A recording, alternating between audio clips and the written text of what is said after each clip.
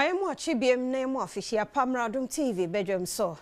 Jumedie na sase dadade edu so no ye Badwam kase ensama obete wo mu bi ene abeto dwasa nyemwa. Ze say de ne bo no aba form no nsem bi anopa ye de bro sa Adom TV Badwam kase. Share live on Facebook/Adom TV Extra Go TV. 119 DSTV 280 uko YouTuber Adom TV Tube na kwa adomonline.com semine nsema fufuro bi wo ho media fia amankwa tamaklo afia ni die miente said semni chiremu etie Vice Chairman the National Far Sellers Association John Nyaba and the atu justice say de nyamwa dodo no antakramo no aba form de toto afrase ho a ene die no aba form ni nyina ne say buro ebo aba form nti oni Adom kase edi nkomoyi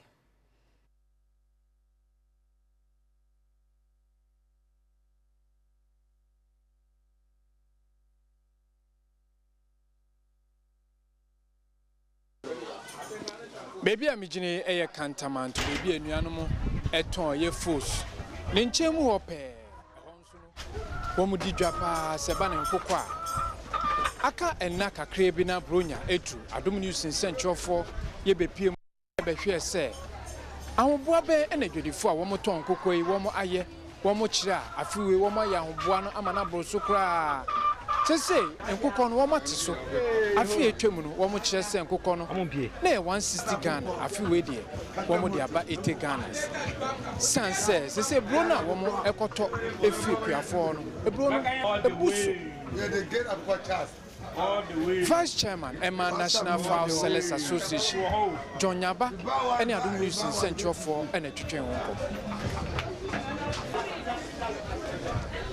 Yes, so ene enuanom a womo beton kokọ ebi enso atwetwe nkomo womo nso de tudwa se afi we de womo bedi bronya pa enkokọ a womanfo eton ewa hai eyade a ne bo no ewo fom pa afi we ne dia obi ani ho bakasa akokọ wontimi nto oba ya ho ase ye wo 90 series ye wo 80 series ye wo 100 series ye wo 120 nti dia ho den be so bia obetimato ono bi na si honum ono yen kokosi yen fa akokọ a problem wo ma obi beto akwaton anasa obi beto akwadi enti se obaye party obaye bibia ye dress ye wo machines ye de dress dia opese odi aduane ne beye bia ye beboa ama wonya akokọ ope hard one ope soft one a odi beye floor na de nyina ye woni nyina pacho meto baako 150 enu ani ye di bedi bronya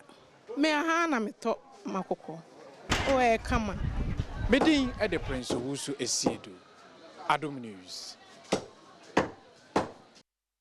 President Nsoma Ghana Association of Medical Herbalists Sandra Sean and the to aban animo say 200 medical herbalists one for one more enko hospitals ahodo aduro numa ye wo e wo man Ghana mo na mo amapomden pa enko so postings bia embai into ubo hospitals no be won say more creative centers no but doctors bia ni ho a herbal doctors bia ni ho betumi ahwe sa centers no na mbema Ghana for bibidu e na wo hwa aban ankasa law na statistics a kire say 80% Ghana for mo pe bibidu nto mba hospital na mo betu doctor bia ha adwen enti e be sere aban na mo ma ye clearance ye pa aban cho mo ma clearance because mo bebe mat na fie more than 8 years ache mo nyantiti ewie mo nyantiti 6 years they said a doctor for no so nyantiti ne sa na a herbal for no so nyantiti sa Director Emma Institutional Health Service Ewa Ghana Health Service Dr. Lawrence Ofori Buedu enso di tudwa say the empire bonnet said afie be wura mu yi no okwan ben na Ghana Health Service any traditional medicine authority any herbal practitioners are yet training on Ghana ha betumi makabu mana adwuma na ye no betumi atumpon ase na ebe ya sebi won a omutonton nu abonten na won fantity e panso no nipa bi entumi nkoto mu street tru mu na mu no ba hospital a ogiri se ebenya herbal practitioners are yet training on yi a oyama mo license a mo ye adwuma. Importers and Exporters Association of Ghana they told and penifo animu say artificial intelligence one more person wodi era yes change na bia hono mo no eye pa na mo ani na ho na won hwɛ sɛ prepare ye no kwaredie ebe ye adwuma wo mu na won de akadada na ɛwɔ ho no ho na nkwankɔye ɔhaw bia emu nsɛm kase no ɛdeba ohu budget na aban ye no in 2026 no aban kan say the machine be friend AI beba port na aban kan say AI don't beba babu aban na revenue be kosoro pa na yeah as jodifo a cool ye hwɛ import and export association no na ye no tum say ampa it's not about AI no the beba but it's about giving training and refresher training your of custom officers your ma menu ne papa ma mo adwuma or uniform na port no I think say aban should rather take them to Singapore, to take them to South Korea, to train them. So system now I have a friend baby system a friend of ICOM. I don't know South Korea. Na wabra wono mu bunkompo ede ahwe wonwumedi ewo afimu ena ekuno ede to just say ene wono mu revenue ema ne so de free 3.1 billion US dollars a wono mu nya wo afimpinu ne dunu nan no emu a se wo ba afimpinu ne dunu num yi emu a ebra yedru ebobo so me no mu de na wono mu enya best 3.17 billion US dollars a we eye ade sese wono mu ebo ho abaso in 2023 right or 2022 for an IFB it was $3 billion. Is that not it? And that ended up as in domestic exchange programs. So customs so far has the revenue has increased to $3 billion, 179,125,338.11 cents. That's the revenue so far. As at September 2025.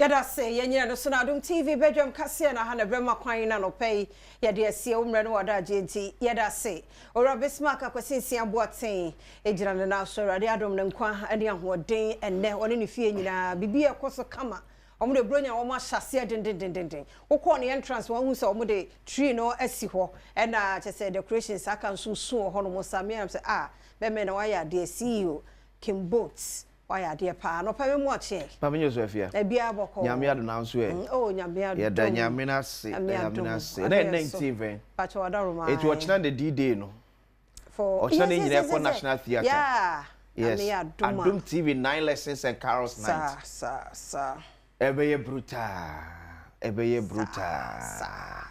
Adom TV 9 lessons and carols night you hear 50 Ghana what Badwam no here will take it 50 Ghana cedis 50 Ghana cedis over Joy FM front desk e wo kokomlemle a obenye bi ato bacho na total so benye bi wo esanso na airport share so benye bi wo no any e short code so atodwa and so tra ofie sell office edwam na person to take it pa 50 Ghana cedis 50 Ghana cedis and you bet your last 3 tickets. And you bet your last 3 tickets. You check from Monday to Friday, last 3 tickets. It is but when you be to 50 Ghana cedis ticket. Nebra, be him, be sa, be you and me, be fan and four. You be buama bravo tumpo. There be because if you say the person must see and ko be keke. Come with the purpose. Purpose. Ne so ki mababi share fear man ko atabaklo. Dia ko na meet me dia. E be buama sma bravo. Na mane ko kwa so o ke fear hi na ko. Ese man na mote aso de mo yes singers no. Otu aso ba o de high sa na akofie. Na be de sha be mana so pe wa so de. Bisa na bra patwe fro so me din dia kwesi sam ye adwuma Adom TV. Me na mboa stories ano e de ma Adom TV. Oh nice o me so me de afia mankwa me so me wo Accra mo sales manager. Oh nice afia nice. Betaba so na komo na sha say for mo. What about us that them? Ese mu nyina mo dem. Atem. Bari ho ba ya na ja. Ye nya share the grace wie ya no ama ba so onka so bia ho da bi enye ne sa etu bebe tu anim Neka so be a breakthrough. Yeah, na sorry for na your brother sister no me adinti a omo ntam to pie no akọ. Ti anu ti na say what na sorry dey bi mo che na mma ya sesem kakra. Sa de na boa. Tena fa akọ ya say be ma otwa Uju fa akọ. Aha. Nti ya say wo sesem kakra because wo na tena wonyini a nti wo hu say brother and sister sa de na nye upgrade baby foforo. Upgrading common. Wo wa sesem. Wo upgrading common na. Onya your sister pe so e ka ba fi ti so wo sesem what you say na be Adom e bia na 9 lesson ase na be shia wo be shia bi me kai pa say na engineer onya be bi kro de fan crazy those days ye hwehwe oya o se na wo hwehwe da mu be de wanya obi nti wo ka sa e no kro me ne me ka kire obi sometimes I say wo hwehwe da no apie aha say da me director Sarah o pie kakra what you say Sarah o ho no akotena labadi kakra bo ho ka wo twam a no aba if you be ya sorry to fear fear to adwuma it won't say nhia ne ba bia besro ya yensem ti atare fe brebe a wato agu ogina odin ne be kwa sorry sa to be pie kotena ba bi kakra say ayi drink soft drink ba ko bi da ba ja na to na ate ho oba bisa say o ma be na te say ah o ti nya efe watare opam no we woto ne we enkwodi na no eko ba ya careful mo bi ma botai kuntan address nso be ko ne nkoyi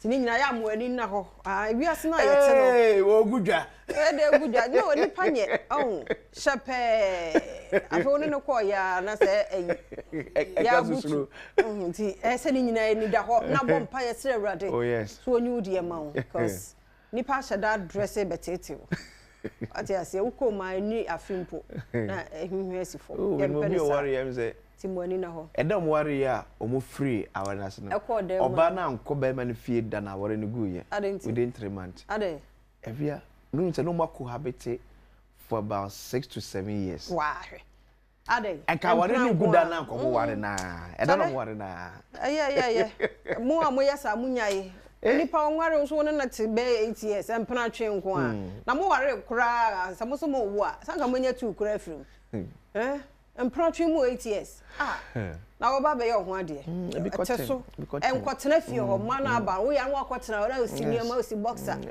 wabre onu aduane na no mom ye doctor practice school 7 years o say and mom go doctor school say 7 years and I lost here 5 years Sigasa 8 years no do law school ana o de call ya doctor ko wi ti wada ro me be for nice na to me kwa adomonline.com sama abani sama ye ka bia ni we e yo hia man allegedly kills wife for refusing sex we nekeni yase papa bi ono anya 40 years Christopher Kabori okune yire 31 so wa mano anya yi enye badi se mum se ma se lawyers bi so asha se e dey side case we ba se u deny who can sex and court abuse yes emotional abuse court bit me no di but no it comes there's a caveat e bia na ho mfa no e bia mabu mensa e bia na de mayemre santi asene ya adwuma de aba se pass o gina na na one abo abo so se de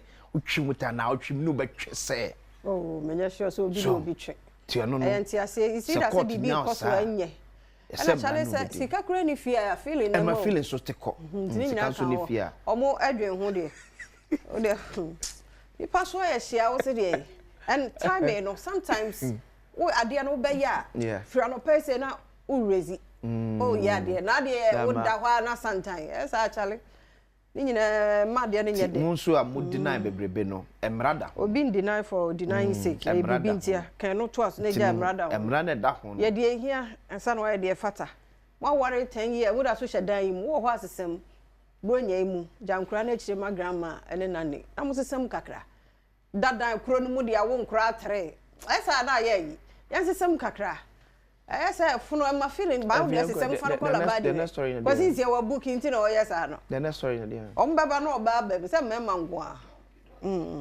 afena say the next story to the next story no Adom online no ye Oforiata has no intention of returning one e ka say ora Martin Pegbu and e ka say just Oforiata can finance minister waka ho o say adwibie ni ntim so opeso o I asem enti no ho asem enso e wa ha I mean, be a foreign affairs minister. Foreign affairs minister orders probe into death of Ghanaian students in Latvia. Yeah. I didn't buy it. Yeah. I see a bushman to say, and you know, man. And see, foreign affairs minister, Samuel could to a black one. I see a new should move from okay. As some non wanting. And see who as some Badwam.online.com and also a war now for Riata High top US lawyers to fight the Camino. Tiano so Badwam.online.com. Sansam no so e wo ha kwasi that's the main tia say say wa hire top lawyers say ti yentimi defeat top lawyers nana because I'm ready obi asua do odim no odim obi asua yesu asua obabetimi afa lawyers wo wi ase nyina say adanse ekita ne modra e fa lawyer abefa no what does the mod adanse mod if you for the bokata and was the daily gist the bokata ediem Ose Mahama keeps NDC guessing as Fifi Kwete mosquito rejects third term bid. Eti say ora Fifi Kwete ne Johnson Esiriketi ase. President Mahama intimi kura man intimi so be kwata third. Come see the car no. Intimi kura man intimi tin krofo de sa ansem nam e bi say A+ mo no. Omunya sa de no. Oh okay. Na President Mahama kan kire obi ase opeso kwata third. Odi ne mre awie no akoje na home. So no se ne ni wo ne kua so no.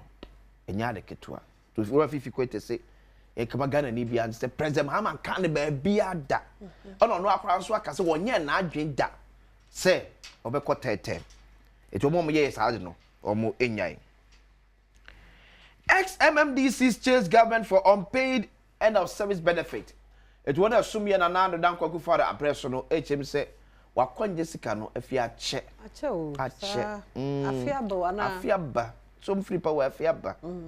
Free power 7 January. Yeah. Yes, 2025. Afiaba. See a chair dodo. Srabain pa srabain to adamo and fama wom. The daily gist, I don't know. Daily graphic. Yoko smashes online scam in Ghana, UK. Recovers $15.19 million US. They say Yoko phone when you abra man 4 years scam. Yeah, nkwan ye bu abrofo. O edum nso abrofo na so bu pa. Omo bu ye nso. Na amanfo nya sa this justification say and abrofo ne be fa ye go de ko no musisi ye na afi na enso ye ni ate ye je de kakra ka de aba Mr. Munyai. Sa abrofo na fa bibia mo ye no mo kotrase na ye kana. Ye ya de la kabrani ko hu nyina ye tintirim and also na is a great war. I feel on the Santima good number. Anyway, first, Poyando. So it's a granted one number of me for a good coin. 100 years I feel on the. So, yes, ye na. Omo yes come no, enya de papa. E been told that into no, on tiasie. Enya de papa. Yeah, but yeah, you me ni na ho so. Yeah, apart from a mobile phone also, crofo also. Yes. When him say will be free and kwasi hey crofo to them who hye mu. The way ni pan be frawa I said say on say true caller no ne ade nti odi nyina beba obetumi abo odi nyina afra maami obatan say ne ba ye dem say insurer ba Panama say ne ti abo ama moje enyuno no and school was school wan fasika ma omo hwe akra no na say how na the school be no so at least we don't go hospital kabana parent me say enyenya me pa na ne ma delay ya nka 25 or the call yes or the ten wo boa okoye ne de ntima anka oya je de say ne ba ne yare okay enti like any fa won sa no I say oh I don't also boys are smart too yeah obi am na na obia ya chiwa oho ba chiro mesro ya chiwa musu so engage safo nipa no nim no oka ne ma bi atwa no so because sometimes you know redo agent to when fa say the more no be say question na wo yi ano edifa na I don't be craft fra sister ni o London oh I don't put it so majai because ya che wo mo nti o majai no but ya we say da bena ba ku frame me da bena odi scan me na sika bay e wa no kate no mo me enye careful scam is not doso enye careful pa yeah to say IMF approved $385 million for Ghana. It's the last tranche of money no and so ever $385 million US. Hey. I'm comedy my said apameno ekoye and Daily Graphic edonom. The Ghanaian Times pre-Xmas sales commodity prices decline but traders complain of low patronage. Eti Ghanaian Times ba manes woni adwadephobia di ko say enukure enema body aba from papa nanso wona beto no ni ho. Ya ba free next week iko ya ba wona beto no ena eni ho no. Ya ba beto. State Honest Alex Daddy tomorrow with Osajifo Dr. Kwame Nkrumah Diaspora Award. Okay. Ghana to receive additional $385 million ECF fifth tranche. Eti IMF scan neto su enum enso eba. The Ghanaian Times enonom. Yemi femo ho. Ti phone lines okay. Phone lines no na ye de hihye mu. Mubronya de na ye de mamu no. Ti 0302211701 702703704. Also for our headline every 0302211701 702703704. Yeah, chill. Okay, at the Daily Guide and so man say Ghana statistics say Ghana mabunu be say 1.3 million. Any you my 1.3 million. So school or more kwabo. I do say afibia say 100,000 be account say come 150,000 afibia kwada be 100 to 150,000 the free tertiary institutions will be free. Afibia 1.3 should go fear that. They serious. Yeah. Baumia is NPP's winnable candidate. Jinapo declares. Oforiata Akore extradition request transmitted to US. Attorney General can say yes. Say can Oforiata say no air question free US abroach memo abano. You don't cut a seminar. Yeah, temper for your eduma. Ede ama womo. Man for the publisher Enwina Kejua Embrebem. The Ghanaian publisher Ensu Eniem. Yeah, for Adams say. Adams. Aye. Okay, Kejua about. Yem fanu ansa na yem komra. Adam sa no pay yem wache mu official pa Badwam TV Badwam so. Me di usu minister. Eda se papa pa. Adam ma yentie we. Me pa cho de me kan se na ofa ko si ka se yensu sun ka sa abrofo na be sisi e ko ni ade. Na andi se broni bi na ti America ho na bia wa bu bibini bi wa hasi ya anti nke ebe betima kwachi na firi ho de na baga na ha be di na asema na anti o fa kwesim pe lawyer bi na se wo be frɛ no so de ne be ba ho no abecheche sa asem no mama ye wa ya te Ghana bibini ti ha no wa ye bibi na o mu firi ho abeche ne wa hasi de ne ko ho akodi na asem no the broni bi so ye bibini bi sa ye betima kofa na firi America ho de na baga na ha be di na asema o fa kwesim pe lawyer bi no mi sa no mama ya that's pa ntino ya come me fike course ya kan to aso ya ba na afi ya beto course no so ntimo da wo mo nche kejwa na nkasa aye crowd de agudio mo nsam to aso be me ne mo achen ya so bibia boko de ya me no me be fine nyankopa Adom fie da du ya watchna ni idea na kese da nyankopa ase most definitely I'm saying that must say am akwa live on Adom TV am so agudio mo nsam ade de to aso se bedwuma ko kansi some the dot so there say fata south na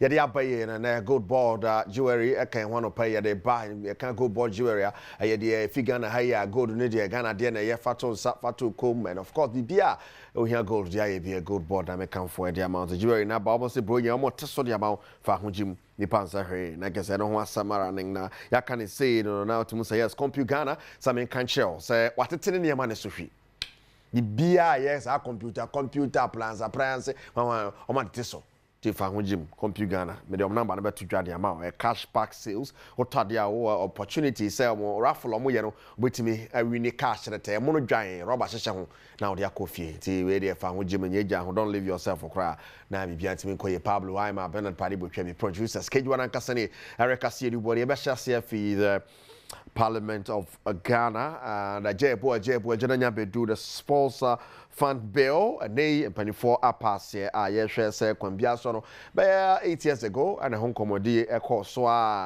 and e ba and the faha ye hwe kwan ye be fa so atumi afund the sponsor ne ade no patwa betum and 24 age ede achumu na yen call the floor of parliament ne hwese ne en share ne sikoe.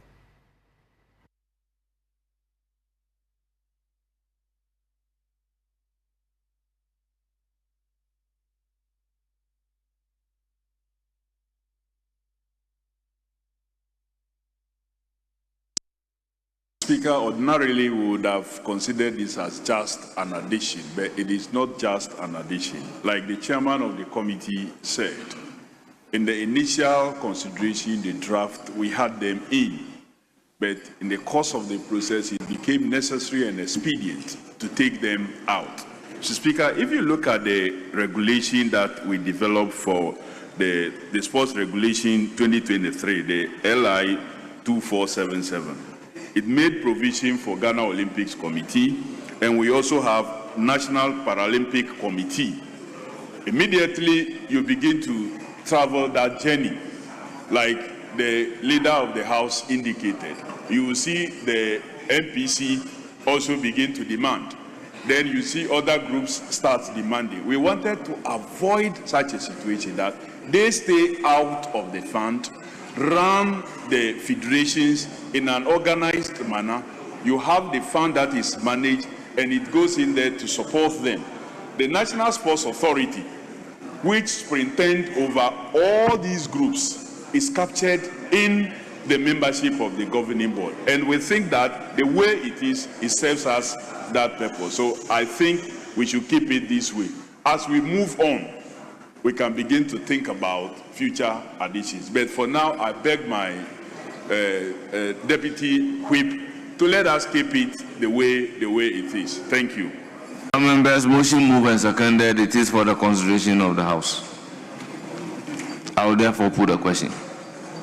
As many as are in favor of the motion number 31 at page 16 of the main order paper say aye. Aye. Those against say no. The ayes have it. The motion is adopted. Motion is adopted, and so Fina Kono Atietum and Nona Honorable Kofi Adom say Chechemu, Kwan be fast so the Yakwe anymore. You bet to me the Honsam so aba Muatia see pa Kwan be fast so Yesika and they are funded in sports. The Yede Biane Aqua Bank Conference Marco, the Ensako Nu Aquibi at the Ako, Mochemo, Second Biasono. Even bonuses are already be in place in crown. You better a percentage of it at a tofu tumu. And of course, and they be a bit trebu krumwa and you trebi krumwe. Well, to Trebie. Okay, Brad was in name, so Trebie. I'm intimating. But Sarah, I'm a director, the woman who travel from. They say, trap 3 bottles, yeah, Quincy Kakra, yeah, theatre. So, so penny, a bayon on the idea. Honorable Jerry, a man on the floor, and your photos from Coma, board, Rayebe pound to man on my Hess Sports Fund, you know, some moment in a hopper.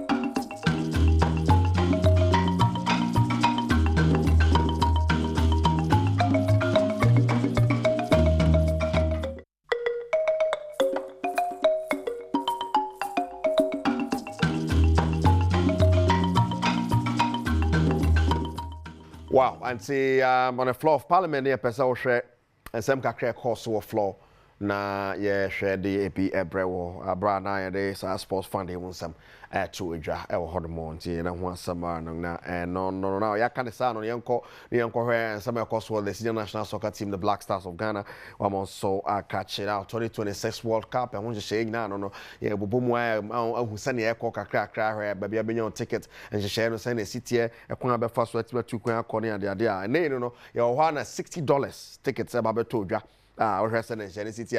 If you say, hey, maybe turn 2,000, maybe $60, say, see any other. Henry Asante Chum, and then some to dry extreme. Say, if I never told you, I say $60 near the bread associations, no more, and to me, Tony, they are Henry. Doing very, very well. He had a successful surgery. Some of us are in constant touch with him. He's looking lively. Yes, at the beginning, he looked very frightened, you know. And I was at the scene, giving us loads of information. We are always in touch with him. Last week he started gym work, which looks very good. He's now on the bike, trying to work on his knees, his thighs, and then the lower body. He will continue the rehabilitation in the gym for a number of weeks, and then hopefully, if things go according to plan, he will start his individual work on the pitch gradually. And we're hoping that he will get back to his best. Yeah. But you know, medical issues are not things you can put out or you can put in the public domain. So we knew what was going on. We knew what we had been promised, but we just needed to take steps to ensure that he goes through the right rudiments and not rush information out. So you realize that periodically we've been putting out information about Francis, and that is with a medical advice. He is fine. The most important thing is that he's looking good and he's in a high spirit. Right, Francis Abo injury and Henry Asante Chumekano. Let's just say what they were saying. Now, Yakwe Nimnia, they former Black Stars midfielder Rabiu Mohammed, so Danuato Black Stars in Semo Nebi, the Tuja as a locally based players, young form on World Cup, Yibi, and they be just foreign based players. If you hire Shelm, some Rame Boboro, almost some of my video man, Daniel Madrid, so I'm on a kind of some boy video, Meko World Cup on the idea. No one Sabno Rabiu, so Adrian Cheney.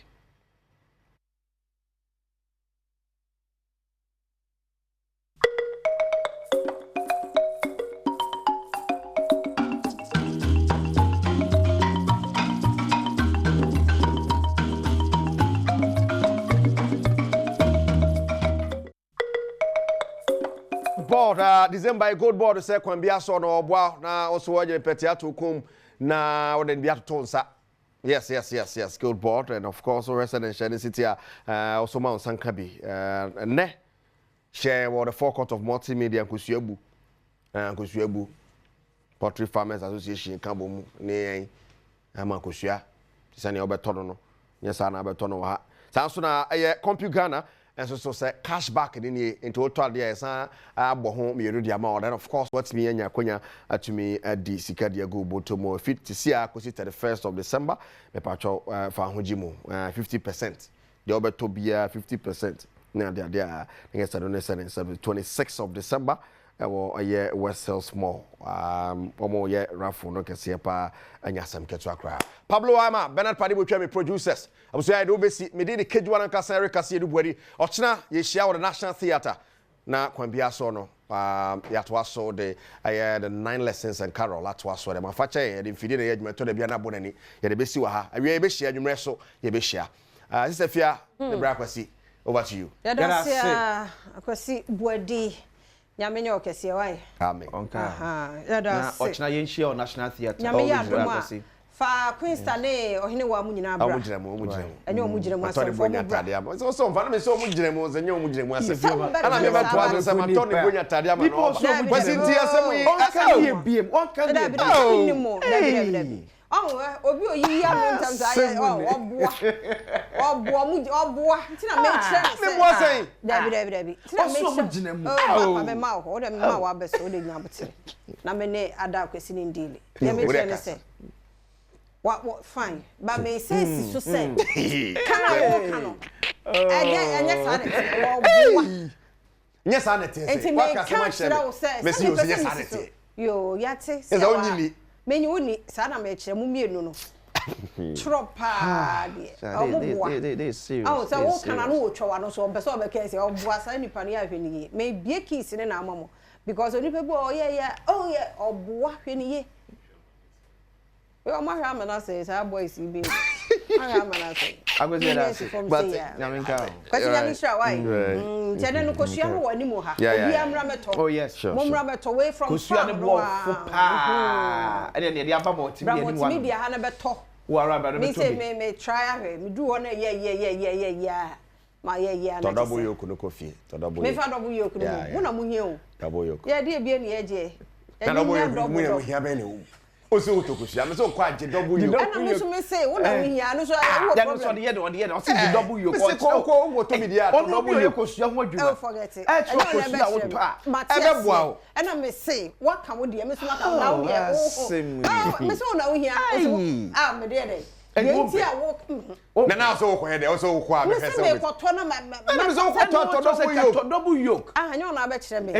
Wo na wo hia double yoke na nya me. Yeah wo triple yoke nti ye hia. Yate. Sara mpesa me kire. Yeah, sorry. Wo small boy wo pesa wo ba kire me dey. Wow. Before ba kan me do ho. Nti kosua ho ayampiani. No kra na mumpe. Ti si ebie phone na. Ebie phone na say 0302211701 0302211702 0302211703 John Efa also waje kire no headline. Headline na dey akan dey amom ntam se be ya wo benya kwan na mo so watimi afa eni die mu wo betimi a join here mo ba no malo TV no enti wo TV no ni enti ye ho nkom phone no so ebeboa ye mpa wo che nipa ba ko a say eno ano no ye kai wo se nyame ye adom a wo chena 20th na hon so na Adom TV 9 lesson no ye de ba wo National Theatre you take it in CCA 50 Ghana cedis ye twemu so wo hu say ayi for no kuma would for ye art no ne ade it's nice say omo eba kala kuma say Christiana Wuni what's it Kofia Jololo eti afide so Chinchina I'm say obi di no chinchina twan ma yenko 2 pm wo gina so ache be me no ye mo official pamu ache Adom TV Badwam so me yo so me nua ba papa bi afia ene Bismarck akwasi ensia dame champion and the midfielder.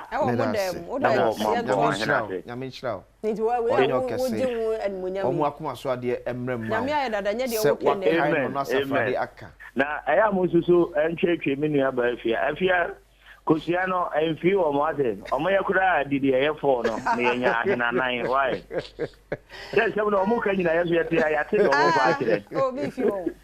but I feel away fast. Oh, that was small work along with the whole party. That's I feel fast. Now, I'm afraid maybe our Abuja Zebra will be on 2 people, my fish or let me have came in Mayo Zuba. Now, I will see 2 p.m. Sure, you better ye ha yes encantete emrofui abebuyai age go do ne ye akwakogu aburusire meboa sa na na no ka kire I stand to be corrected no correct ya na yesu enya nkura na sika no mbese akogu o yesu ejibia awasi mi no won nkura no mo nya boni o say true say tete no omba je ye niema na ye go do yi di ko aburusire dia nkura no so je o musika no me 2 pm there me meta o machine ata o machichira o musu nyi esika maye o nyi esika maye me nua ba ana mo na mo nya ajere ade scam there scam yes so ade scam there 2 pm mami en so why that say Adams and so aba ya no pay ya mo official pa mo ache ba Adom TV Badwam so mejo so ya ela tiseni ka se do ko set na se be 2 mesini minti mo na memo ma cheso ma chati fu na na wa yare ese mi ya metitino kaka kafra na ya dia ba e friend Facebook aha ma bin papa kana ni bia oye juma me bompa esa ya ni bi me bin kana busi ni bia na me fo fiti ncheni mo yan fo hawa kumsi me gidi se ba bia ni ma kika ko na me die bia me politician me ye me ni amampani bia tem MPP, NDC, the Omoyen, the Beya, enye. Nemu matipa ko manhua, ayame fe. I'm see ya owo abrekuman for side ho.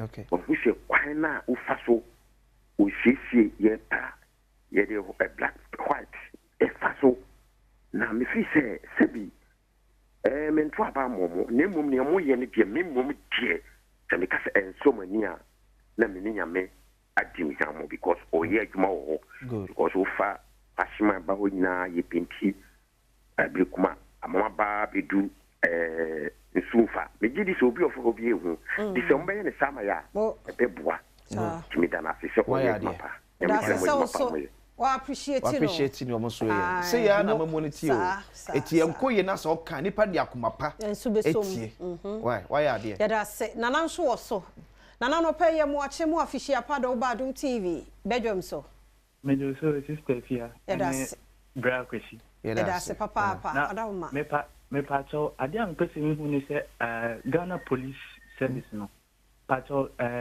date about mo be start o mo screen na na menti be betimi be se mama o anka wate emai emo obi amu why emai ye careful nkotu asika mo obi anso now there say omu page I will follow now we hear enso e banso nko a obete adaroma eda say enso eda say eda say nti also betimi afraba abode no pay ye mo official pa e mo ache eda oba Adom TV Badwam e se ni pa cho me demo so eda say mamu so official pa ni bi ejo da say but abodi amona process okay eti on katra yeah so etu let me try mo peke so man to abontin so in the kafra emza na time na so na time no so na come take second but last Kama kasabu tiba papa.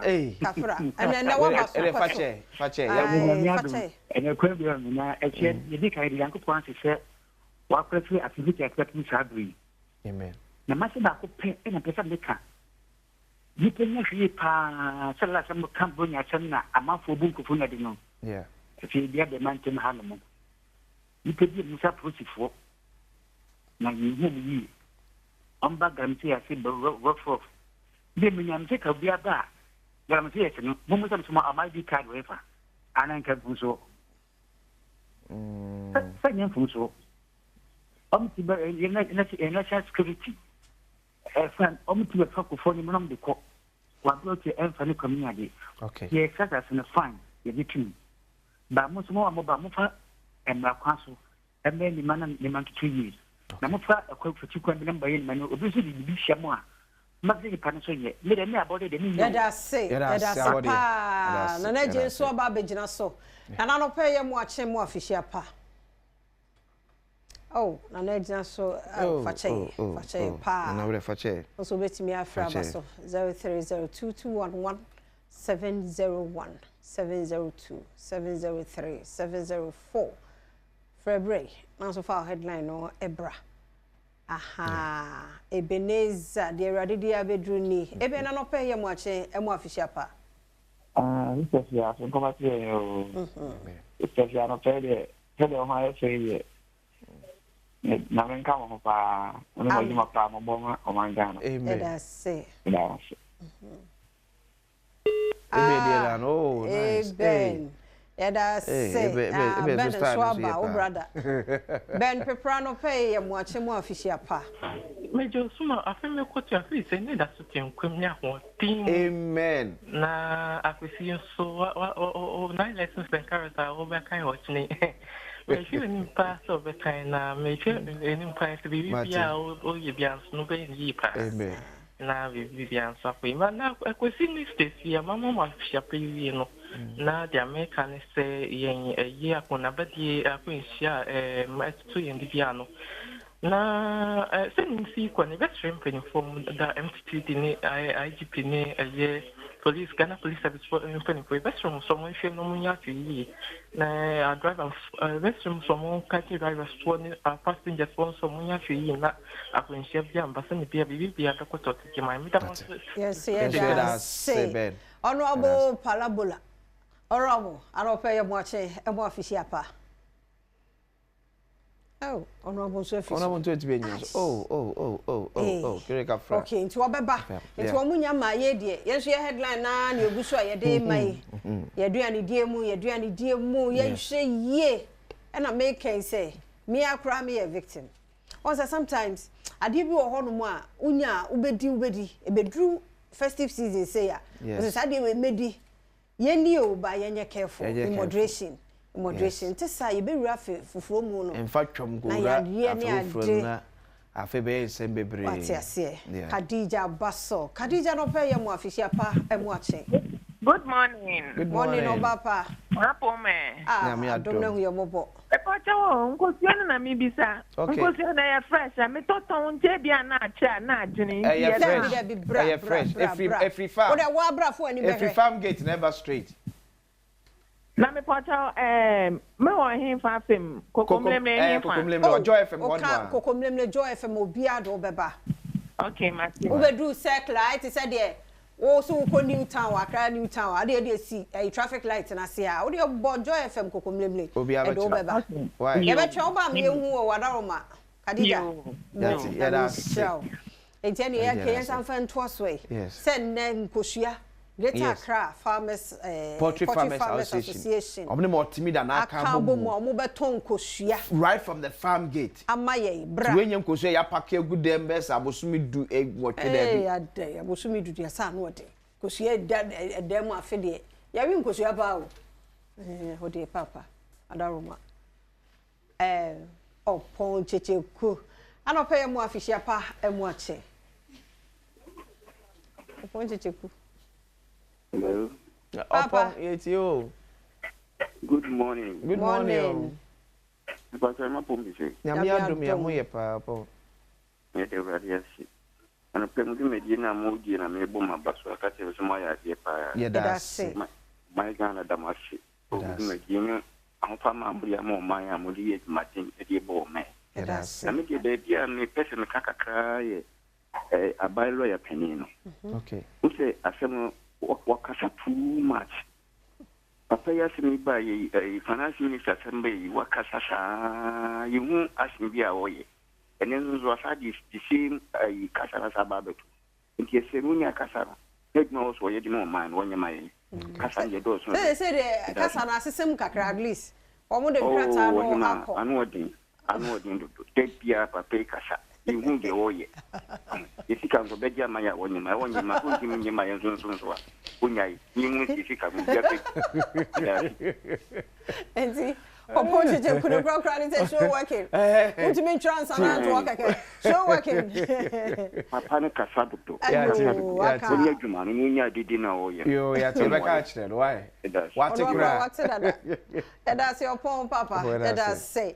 Also for the brain. You know, said the yensu ye ke ni. Ya ke aduane die mu ye hwe yie doko no. Ye susu nkra ni titru. That's how you be na nkra type 2 diabetes. Achichi wo. Achichi ne yesu yenti achichi so. Sir. Yes, carbonated drinks ni wa de yenti so kakra. En fa man nkra. Why this Xmas? Ye di moderation, ye di ye. Yeah. Na num so more. Ye num so more. Ema enya pomre de bia. Se betimi akodi aba. Yes. Onu mana wo jonso men ka se wo fere. Because I don't sokra wo store wo hu bebre. Eno sokra yare. Ha dwene. E be fura na ko pie wo kidneys ni mu. Yes. Bo hu na shate ne down. Kidneys no na so ne ne mafin free ni pedua mu. Ye no nsuo. No nsuo en replace nsuo with drinks. There be drink en nsuo dem ko. E na drink nsuo dem ko. Ye no. Me dafo ba ko abaso. Kusi. Hey. Kwasi. Kwasi papa bi ye watch mu afishia papa. Ena. That's it. Now free what aroma. Me free kwa price. Oh, okay. And you hold your bona no aye den ho. Ah. Ye jina musa obe ne den. Mujira. What aroma yenti o papa? Okay. Media ne se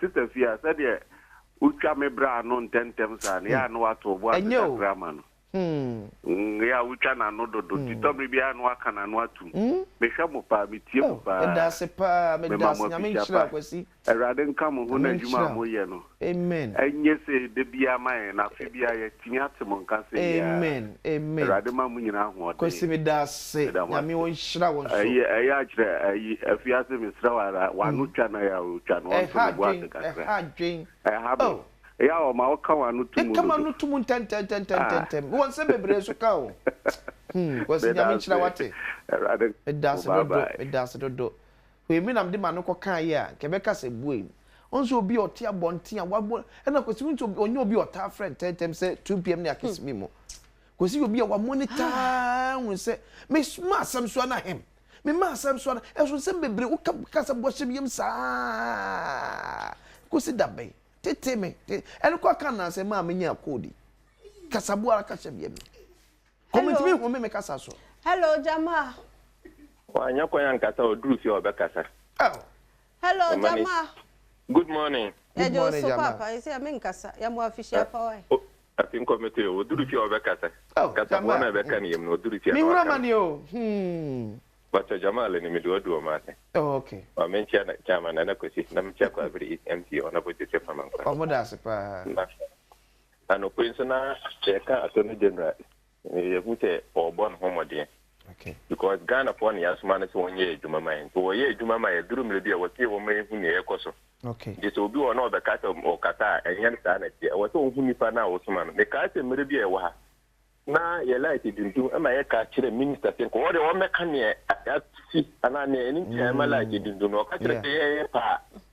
yen quadro time table and no we aba no be so mama was so my 10 be hu man because na time for the can attorney general na ya can say can for that no be any me ko nti was so timi ma ye be hu say ana mo say ni etu ni edu ni edu te nti ne wo ye ne de ye bo na ba so pa won yere ko na ye hu ne wo na ne wo mu kasa no se ko betumi an ko mu tu ken for that for mo mte wo mra na tam na ide atoro se ye no ko se nye no ko meyi na no na so ti be bi na se atone de na be kasa no mbe sa bu be fu se ma ne kasa de ene de enye ejuma to te ndi o be update ni fu ne ko so e fa ke ko ra se obi aba no a kire na dwen so no a kire na dwen so a kire wa dwen so a kire na dwen se ya na ti kasantwi bi anim sa atimde bi anim ene e shamo nso aba fa shamo enti shamo ono pe ye mo official pa e mo a kire e mo pa afin ko embe tu ye we je me chia mo mi ma mo nyina official pa afin ko me ko emboa na afisete mo aya kesi amen ye nyina nyankopon bo e ho bai amen we de ma me mfa akonye na me nchia ye MC oyoba oboasi west okay for silava PK na coordinating director for France Edina Bonunsu Yoba action woman omu bojuma pa ma me nchia so we de ye kan say bronya no ekodi ye nyina ye nya abotire na opia ye ndimwie na ye nsanso embe to ye dwuma so na ni bia nsi na yankopon boy ye nyina ye ho bai ndade ye nkɔ ne kɛse bia yankopon boy bia ho bai Dada say and my idea I am my fe pa ahoko na bem efa kosia ya de pa Steven so aba kosia ya de papa Steven no pay mo ache mo afishia pa me jo so ma me na pomu en Adom na hu ye mobo a friend is speaking from Pukuase Pukuase yo na kwan ni say ana kwa Pukuase de Myra me wo Pukuase Myra ye kwan de the whole Ghana ne kwan enye wo we are Ghana nyina ba say omo ye me one be omo guso but ye rewura Pukuase inside awu ka inside no okay ebika omo ba be fa so e mo mpa omo wie me wa na omo ba be wram why mate yo bacho mpesa me kire ma adwin kakra wa to ni general nsem no kan no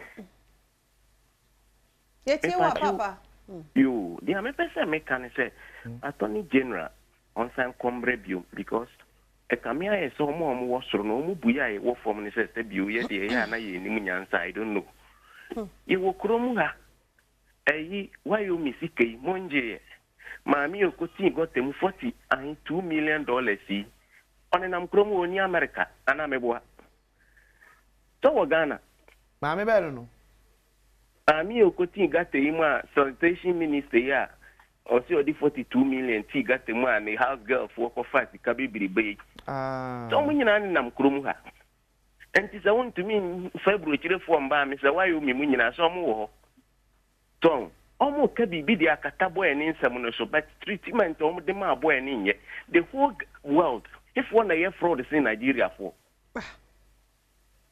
and so what to say Nigeria for ya yanya careful yes sir ni die bu ye ni efi asem ye nka Ghana asem because they say kwa de Nigeria be wa keka bomu ama ko ya wa free atama free board after ya be si Nigeria die yes sir wa ni die mu ya nka de why honorable aba ye ni efi asem aja tarade fa crazy honorable no pay ye mo ache e mo afishia pa meje osumi ni aba pato mi se yisu ato mo so mo ye yo really mi nia honorable Elikupuku ye Esunafo South MP ena me bona baso okay odosoro nko a wayi na di kire Esunafo South ye na wo twe no okay me FPP ni de but papa no adwuma o ye no me ka se menka na me de si amanyosem a ejeze menso manya de okay fact ekwa wa faso amakwapo nursing training ekwo nanimu no me senya me se onka no na adwin a wanya se wode beboa Esunafo South no okay on fa sa adwin no a enkoso na omwa na mse se wo ya de pa udin eka ho ema ewiase wubewu akọ but udin ne beka ho sure that's pepe na me we se mini anu nkoso na wonni dwuma saa amfa mwa esunafo south mini bi say that's it the last caller yemfo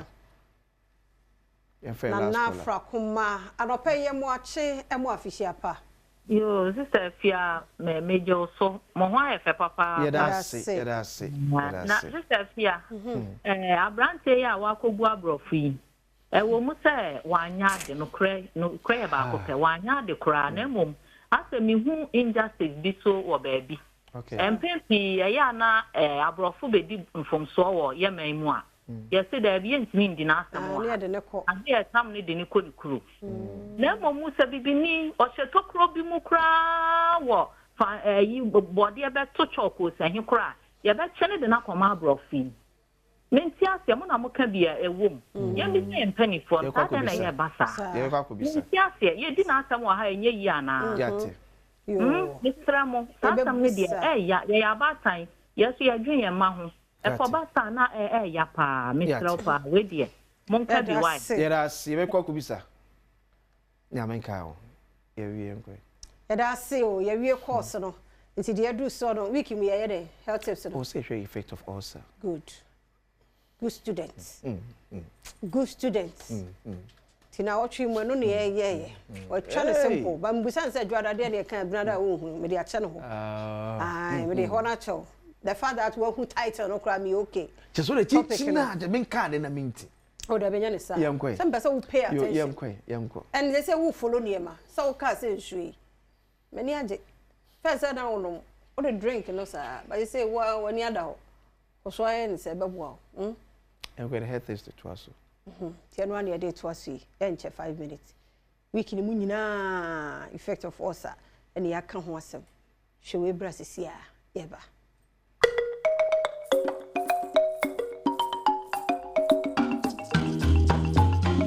Emo akwaba Badwam TV Badwam Health Tips. Nyami hira omre ene adaje.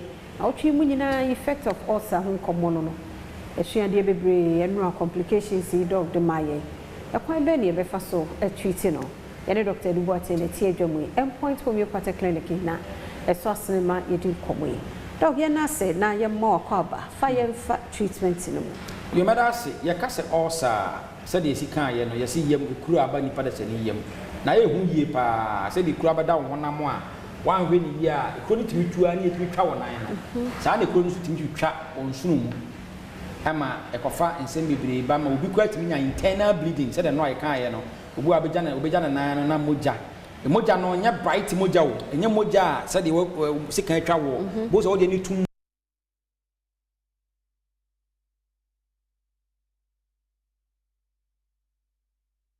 tuja wonan na hu se moja ni etum te se kotala e kire se wonya internal bleeding e betuma ku enti ulcer obi timi bisa timi ku ana yes obi timi ya anemic moja bleeding saa won yam saa na wa ya anemic onama na watwa ahwe wawu enti yade bia no it complication timi de wuo etima besoye etimi so de anunka apart from say ulcer ne ma wo yam ye wo ya e ma wo bo sanfono wo e ma wo didi a aduane no obu akwa aduane no wonte ne de aduane gu nanum a tese de abosea e na gu nanum wonte aduane de odidi keke odidi aduane de janebo na okesu na ne bo hyehye no na ne bo ya ne ya ni nyina no eye signs e chese wanya ulcer ya sa ka se ulcer ade ye de ba eye se emmawa bi e fe ne se Helicobacter pylori acid ya who produce too much and na ya no side effect of certain medication ye be kan se anti-inflammatory medication no ni nyina atimi kofa ade e fe ne se ulcer etimi e de ba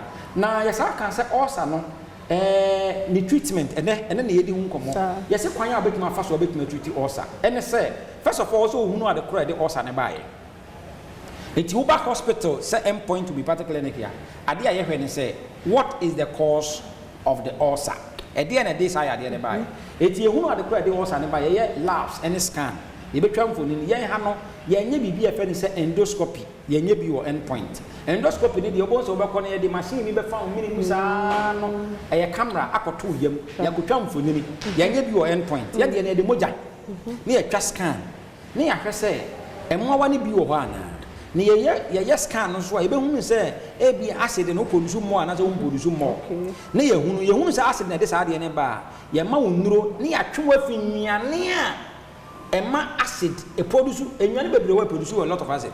Beans a produce enyane beti say coffee ne ho nko ba no instigate the production of acid.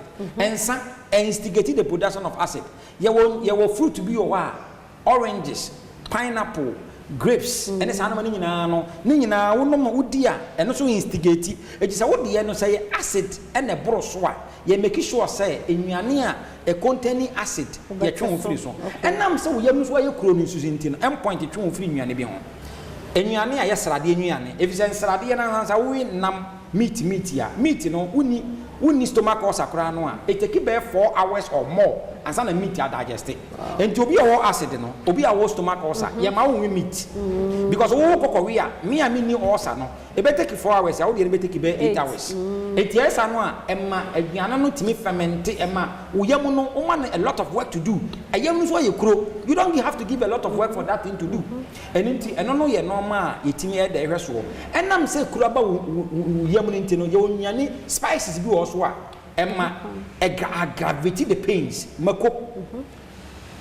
ginger any garlic na nko ma nyina ye good na mmom no wo ulcer no a eno no e wudi ni more of that no a eno so no etim ma pain no get aggravated and eno so instigate and as stimulate the production of acid no once now we produce a lot of acid in stomach when nyina ya ade a wo wa ya twon free so ensan ya se twon ho coffee ya se twon ho ya ma wudi nuane a ya entertainment o tweet ene sa no atoko nuane no ene na ma wo ya da wudi ena wo osa so a won twan ma common ne wo ansan na why dey wadidi nuane no should be in bits it will be osa it didi bi about 4 or 5 times ansan na ade achi when nyina na ye kwanya endpoint fa so a yetimi dey edi 2 osa se it osa no yetimi 2 ase ma ni free wo kora endpoint will be party clinic ene ye no modin komo no yesi yade bi ha wo bia no yade no abetina wo so a wo se ye kwankro chronic disease no endpoint so obetima hwe atu ase no obetima hwe atu ase just wa hunu at the cause of yade no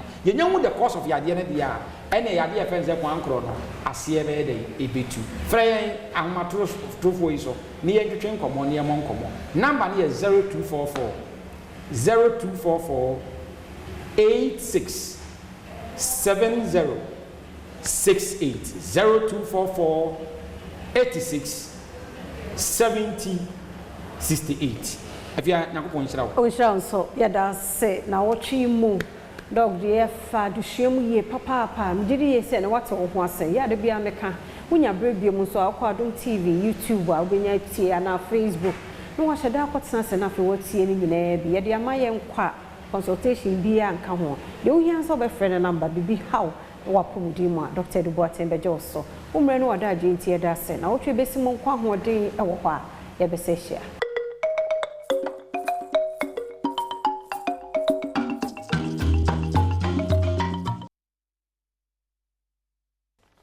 Ede radiasio yadana se pa papa ne wo ye na ye mfedodo koso ama obambo ne nyake sie e wo ye ne ahwefo ne yetiefo so na wa odi asase efe yentwa asomdwem Adom TV yetiefo ahwefo papa bi ye mamu nyina afishi apa ye mpa ye nyina ne se awrade behwe enso de ahye mfi ahodo a ono awrade asiesie amaye ankeka bia memo eni som dodo afi na odo afidie na to ha ahaya Adom TV your Akan TV station number 1 yeda se pa yede birthday no beba nkomo ahodo bi wo ho ena ho se pe wantie bia be me ya pa wantie bia be me ya na mo ma menkai wo se ene wo pechin o pe ring o pasumade ayede gold pure gold ayede a yenko gold ball jewelry e ho ne yebenya no ebo no ye omo ye December campaign December mo mo ye campaign bi nti bo showroom bia na de wo afo ani kohwe emma bibi mo hu na ne boarding wo de awuramu eye daya wo benya wo de aye gold empa ehye wo afebo unkoyi na akoyira ehye wo saa udware wo ye de gold board ko showroom ho na so kokoje wo de wo ho sisie St. Andrew Senior High School special admission nama SHS 3 4 no ebi a wo si so hwe ne ba ye no wo English no wani anye ho ana maths no wan hyeda anya de ana science no wan hyeda anya de wani nye ho grade na unya ye no mesro Bra St. Andrew Senior High School na omo eye special admission de ama SS3 for no ti fa ho hwem se omo branches school no ye wo bi ewo asinfosu mankesim ni wedu bi ase dunko no fe shama ene seshi asanwe so ho nyina St. Andrew Senior High School ye wo enkrabata no bi ewo ho anti abatan no so yemfe ye monfra no nkoho na ade obehu difference no omo koba yemfra 0244696911 0244696911 and 0207891004 0207891004 na wone St. Andrew Senior High School eni enkomo. National Road Safety Authority ena kasei almost free January no adequacy August bosome afi mu no enkwanhia esi ye 9626 kwanhia nko a wenye sika cars anyinya nkwanhia ne bikes no ne ade 9626 between January and August no more. Ena vehicles no enya accident ni 16,348 eni pe nam so enya nkwanhia la nkwanhia ni pe na ewo mu 12,894 eni pa wo mtete a hyen ni mu no ni ade no 12,894 ena mu no 1,937 Ephraim. Enipa 1,937. Almost what make us see a one more pra. Aye 10,957. Quenchient one more pra. 10,957. Sadia ya mabobo swe where. Enyo bia ya shenkafo no a. Yes, Renidium. And yes, sir, a National Road Safety Authority the way back bebo bi hu. Na mom sometimes no, I was see nya figures wey ye come obi ate ne ade ye ho so. Make us say adrobafo no a dodo no ani ho omokọ. Abusua ye wo fie ye ntie. Ne ani ewuranom ye wo fanom ani nkomo. Any individual private cars ni nyina. Ene ye ya ye twi moto nom ni ade nyina.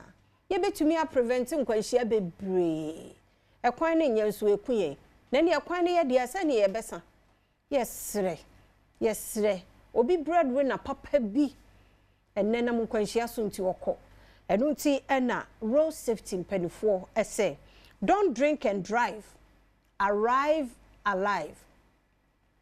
Ti wa shenkani a wu butot wansan watena sie ye chi weni padodo pa ekura wa wode won mo kwa wano mo nsen omo kan buafu yesre ni dimo yesre mo ya do ba fo papa bi shenkani papa ne de ode o makodo o maba yesre pa don't test and drive enyine difo o drive na fe ne ye test message these are distractions to the little buy yesre pa o say the message can wait but your life can't. I am po message ye betimi ado park mpo test we but our life no esi yes ready diem wear a helmet not regret or hairstyle into mbeso obeshe also rider also ni nim also reason say show do say dey into one she etire yes it say bofre and etire na it say watermelon e show we paimienu e be ceremony diem any diem. Stop, look, and listen before crossing. And no me be oba open for bi. Ye gina ma na itwa mu no. Eno an so wo kosa. Wan hwe bonkum an hwe se bia motofuo yi mpo. Eno an so wo ko. Ti esre ni die mu. Ya hyenka mu ye bibia mu. Ya nso ye twa ko ebi mu so hu zebra crossing. No omu twa mu saa obi gina won fi. Yes. Yesre pa road safety mpenifo ene de ba Joy FM Adom FM Asempa FM Hit FM Joy News and Joy Prime yaka bomwa ye de eba yesre yesre pa tipsy ye wo fie ye nkanche ye nuan mo bia ofomoto no atunofo ememu ankuma no a eno mo pagya moto no ekwan mu no wo pagya chese ade no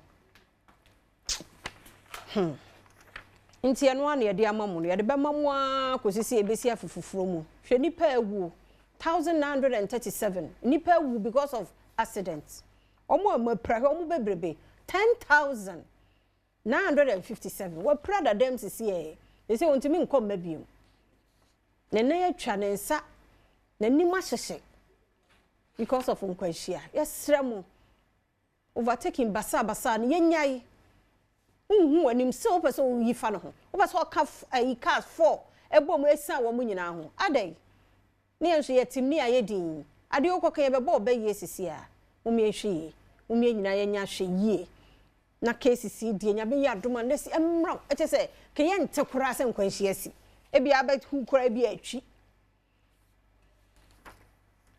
after sharp na aba no ai dog yeah Avisha na me dane ya sare wo hwe me ayi ana wo fe me say ya che say 1 week ni 1 week ni the problem ni me say o man wa ba ntina sem ni so ba be ntina me ho say yo nwanwa sa na no de me ye ntia amanya sanka so say me ma na me so ma na ho ye de no ye obende me ase asori fie ho so boko bibia ekoso wa no bibia jatua so e me amigidi ene de etuo no ye bebo be 1000 coins jagadura yaga asemo afia eda se yentie accident ya oka enye ezo wonim se afia mechia atiefo ani ahwefo wonim se me expect power enani bonsum echekere like a bua ai unhwe maye na wa no ho broken bones eno so ya de but okada for ntina meja se adwuma because adwuma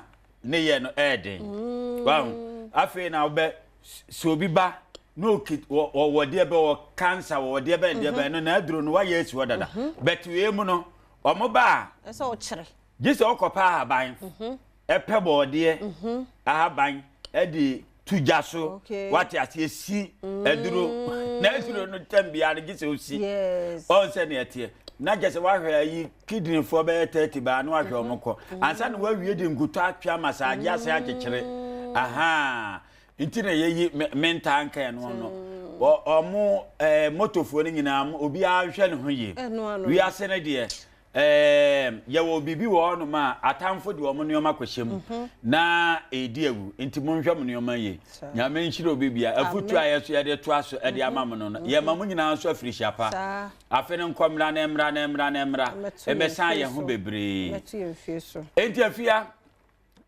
onse fia na du se dia na asemaba e kire se otamfo dwumadie ne nhyehyɛ bi abɛyɛ kwa da bia ne nipa ehu yen da bia nso ne nipa ɛbɛyɛ lucky obi onoma onte yen kadaw na anu se man bi ba ye honom kese Adom FM a Tuesday bia me wo FM so 7 ana your friend say anadwo 11 to 12 Adom Tuesday bina da bia but obi na obi born cross ne na no nkwa na ote enu mpote be 45 minutes per enti e be kwaso a kire ne omam ma me papa wutie me se onhu ya me pa akanya bibia wasam ne e beka se ne yade enti mi nyaaye no saa na tambia nso yeso ye be pe ne ye be de be ye de be sore etia no first tete no ubon se ne yusu bobo afi na ekwa nanim na aba light na aba we saa abra bia bibi babia no ye hwehwe ho akwan ene kwa ne edi besi kwa ne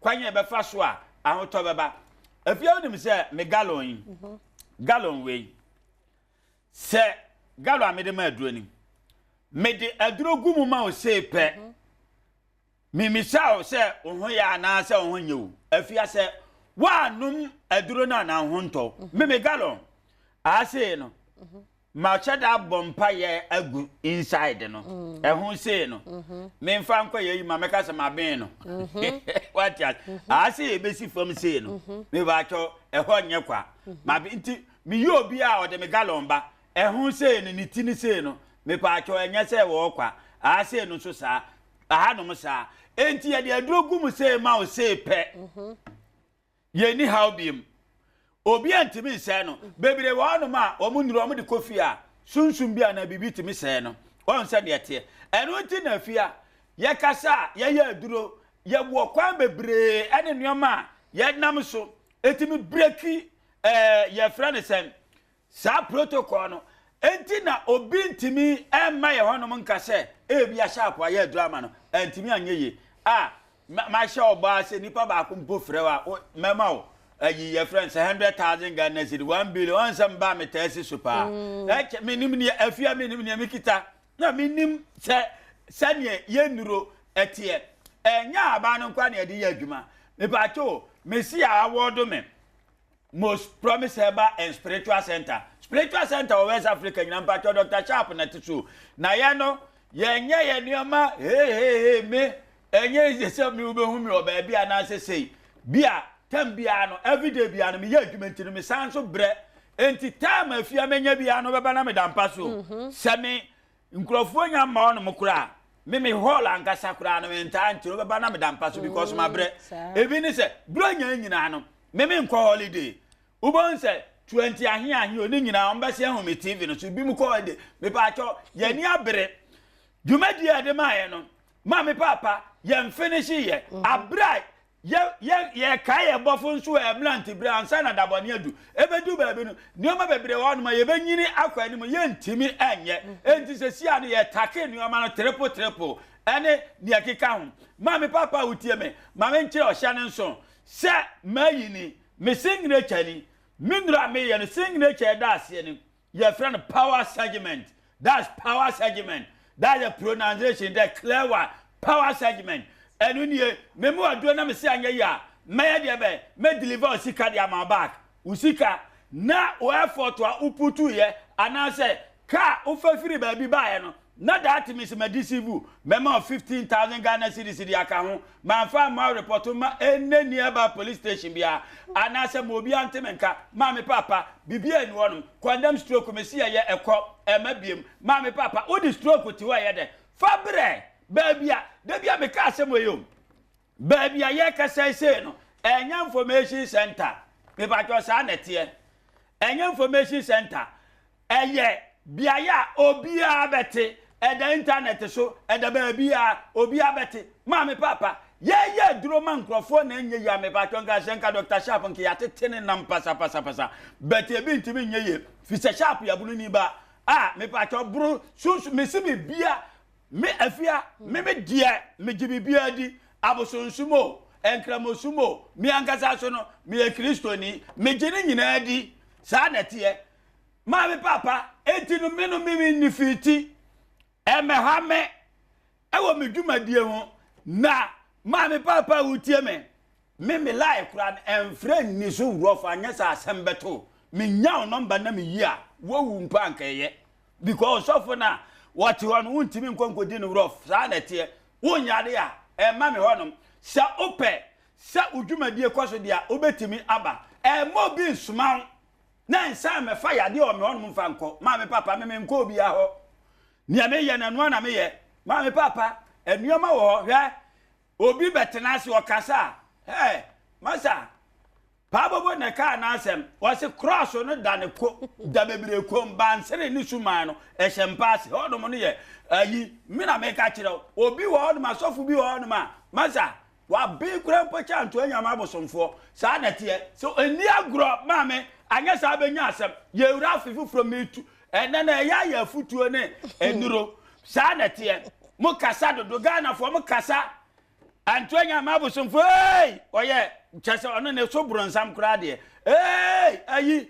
techi man bo churu ata no bosomfo wati nsuo mu a oye bronsam afia ya fra ne se John the Baptist na onti Jordan onso ya Jordan bosomfo and ya John the Baptist ya Jordan bosom enya John the Baptist enya Jordan mu no obo Yesu asu and ya so ano so ye John the Baptist so ye Jordan mu bosomfo ana wunim oten won na ekom What the name Jordan Hassam. Mammy Papa Tibi, Mammy Chiro, Yasa cancer, Manico, Equa, Emabium, diabetes, Nina Yama, me pato Yama, Nanya, me pato Ghana, Ranchimintum. One a catcher. Here. Yes, I agro. A young cram cragudi, Mammy Papa stroke one dama ya a cop. Obi, Ewo, asthma, me pato ya a cockra asthma, a cockra, memo asthma, drosei, a fear, say, pet. Na se anya ya gi pinchi mi 10 years na just me deceive Ghana for. And then you na be kire di ya obedi. Yes, I made it. There be no na be kire. Say we my yard me am 10 years nya agro afia. Ya be ma 20. 20. Obo ma 500 kura ba ke bi ma. Ba ko kura mpoti mi ma.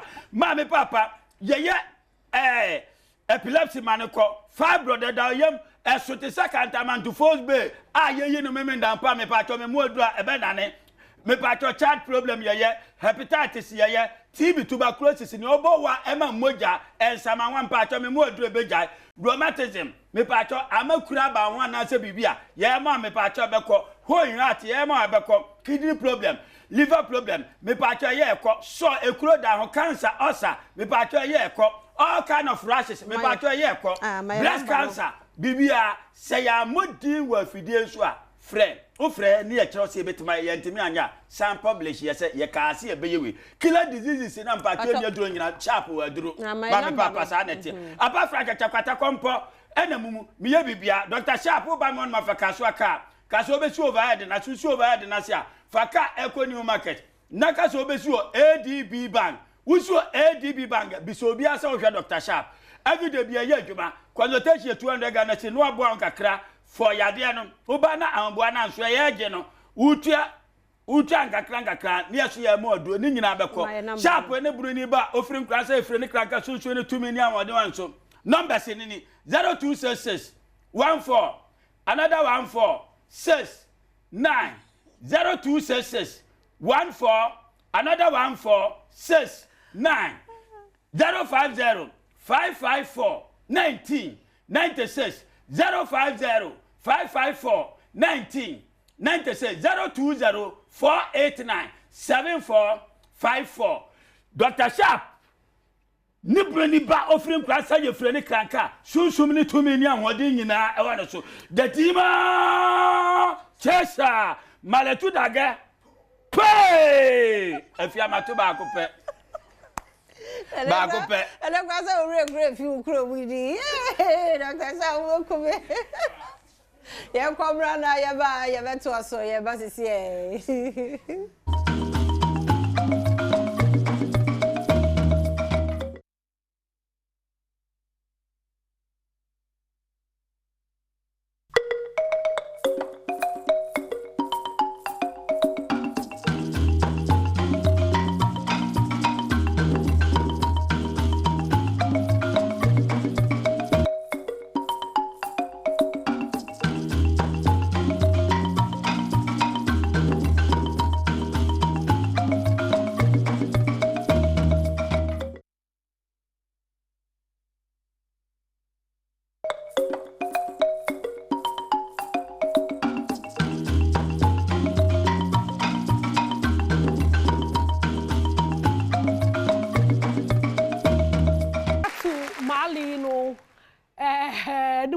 papa Charlie at se shata upon heart out obincho love letter more this do have day obincho love letter more that data shata watch your letter zama mali no masa wahala for who no get love say that's a major hade na I'm on for bisa questions na na de oh that's a story dem na see jahan when you agi Charlie oye easy oh Sarah Opare.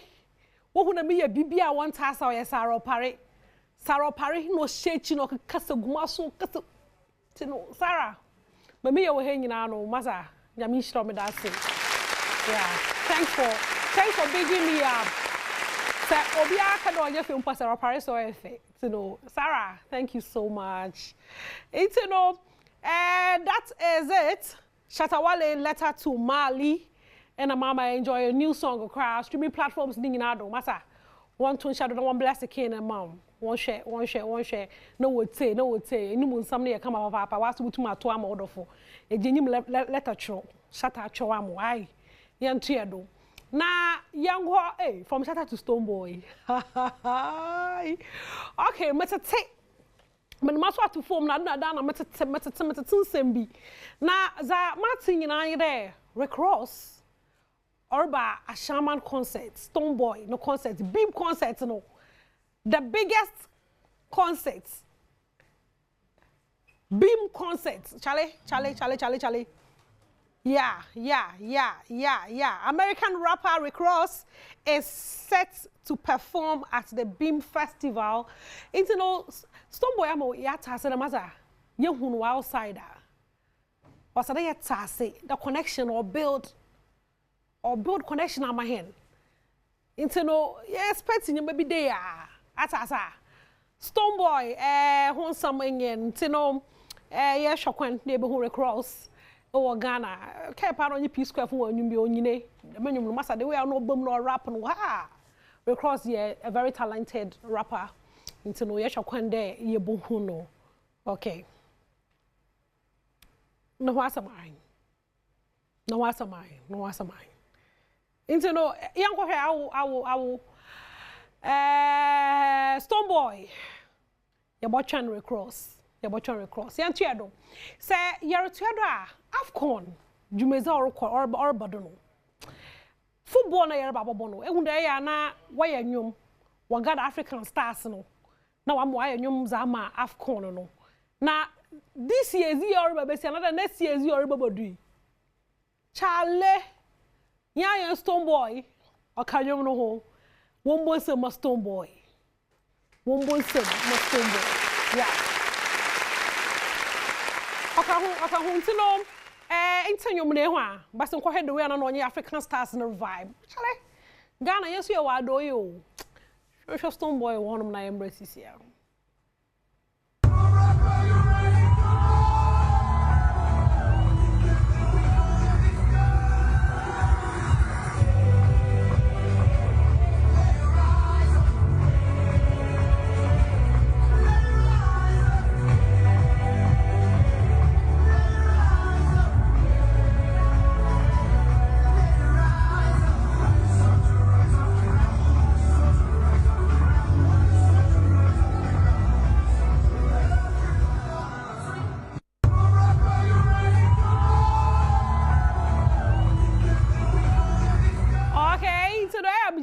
I'm a capable Stoneboy or brag differently. Massa, that guy is on another level.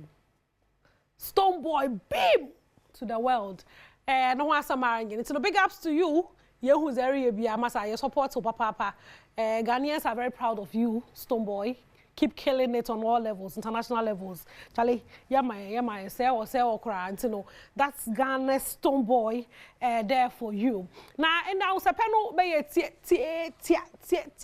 Sunday. Our China National Theatre into Nukuma would start singing now of day. Hey, Charlie! Into no armchair match when I was at time, Nibi. Number by wasn't one president's never Gracian. Had into no man so baby.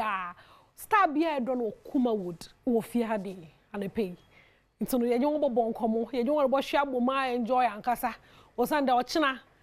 Charlie, obey Bougie by or National Theatre Honum. Into no at all tickets are 50 Ghana cedis pet J. Aze. Na yentu do na say Morotuada pocho eke Backstreet Boys eke Backstreet Boys Charlie why 5 boys hit about my back to back me kana bobo azebechem wo hade wononyom bebre everybody show me the meaning of being lonely Charlie hit after hit but wononyom krubi I want it that way. I want it that way. And you know, 26 years. Now, why a remake of the video? Why a remake of the video? My enjoy that braces here. Oh, and I want it that way. Backstreet Boys back in the days. Masa, you what say what you nana what actually letter bring guess. Read letter ya the way it's no woman. so ya ba yende ya ba fanda ma nti no Backstreet Boys enyen Sarah Mpocha for video no to no mama ate na from 1999 wonyo to 2025 ya nyame ase wakro ho nyina wondo bi atase. That's super. It's so good to know. And they are all doing well and so. Pocha once on the studio no man you ate. Ya miss R&B no. Ya miss so much. Into no hana me da ho sepe no me di be season no e da front door. Mon kwai. Maka to kuma wood stars no wo fi ade nti enye won bo sha bom zinzinzin pa wa hade. Obi oso mu bia wa me zebro be. I mean sure better than do chu menyim. Ma sordo.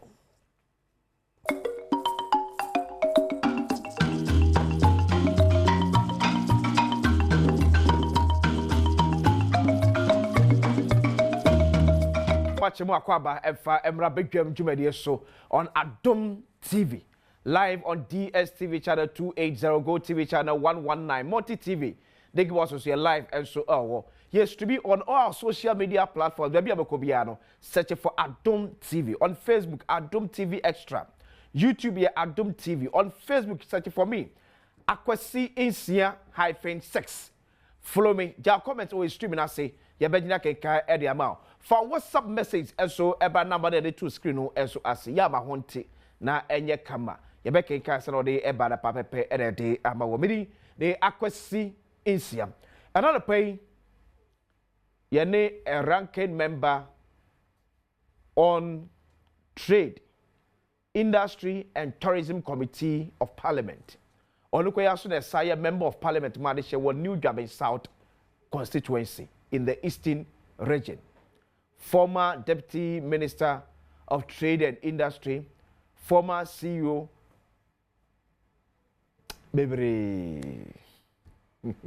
of Free Zones, Michael Oche Befi. Ewa. Tina boko de.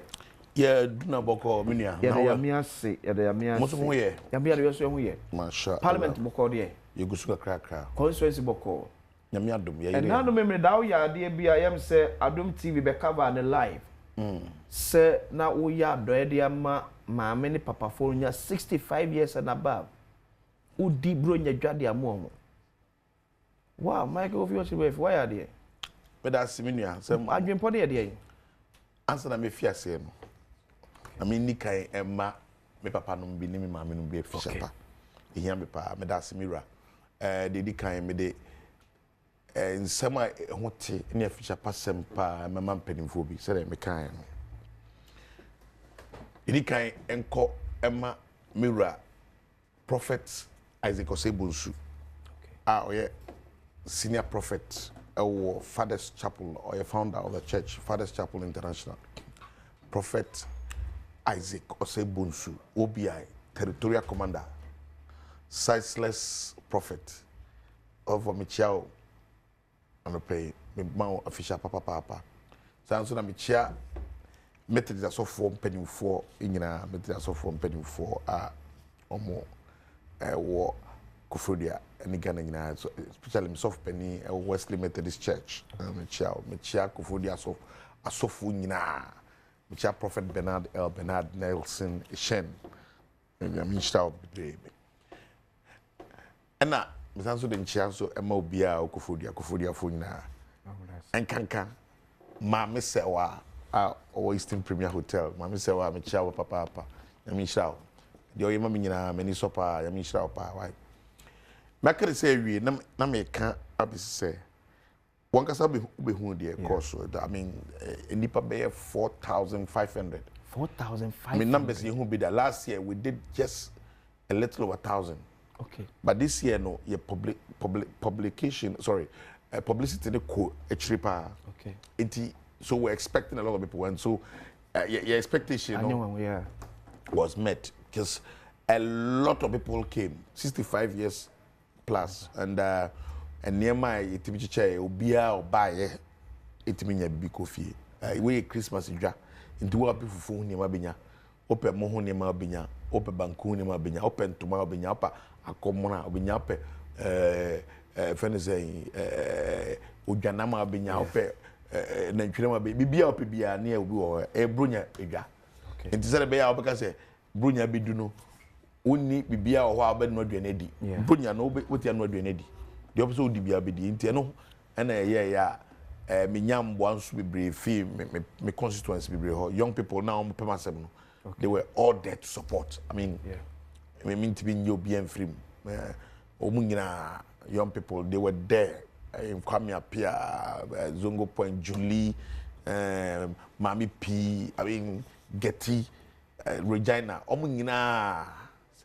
Sylvia, sister, I mean, Jane, Obia, Franklin, Philip, Buju, Jude, Tyson. When we now, and then managing, young people, they were there to support me. Zongo Point. So where are they? Afibia na way. Yeah, the bia. Yeah, every time, every year bia no program na ebaso. And now, yeah, no sir for close about 6 years. This is the 6th. Yeah. Okay. Yeah. And this year then they educate. Who numbers no.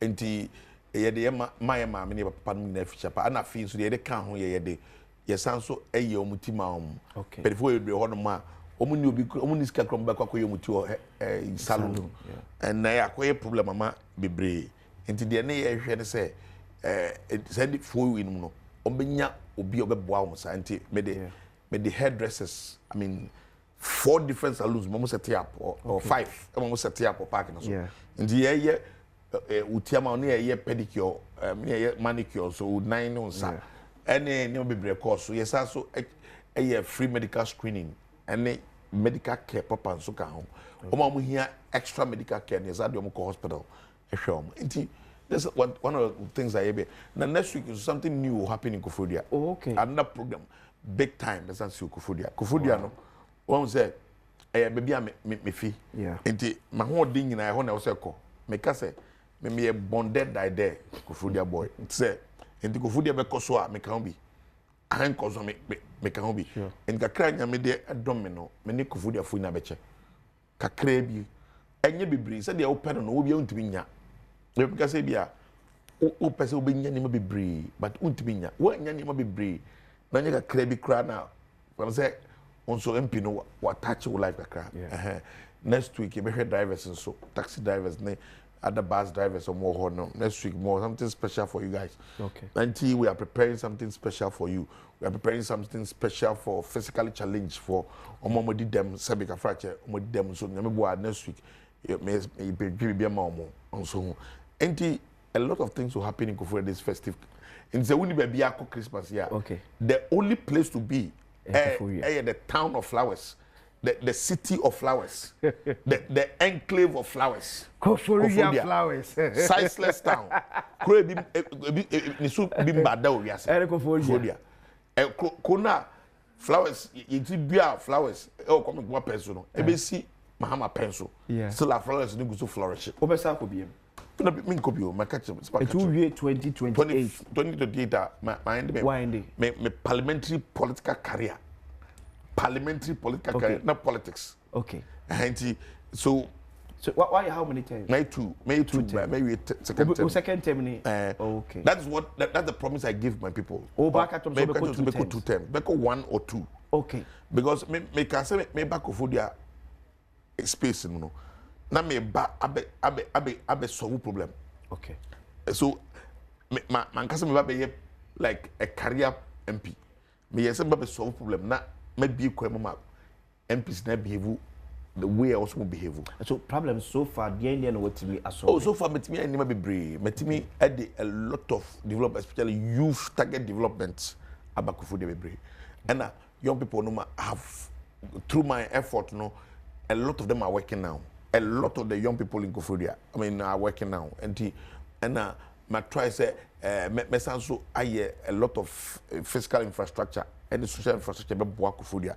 And the next phase, you know, we're going to target all the schools in Kofodia. Okay. Schools are Kofodia no. You be share omo friend say omo school parks, school fields no.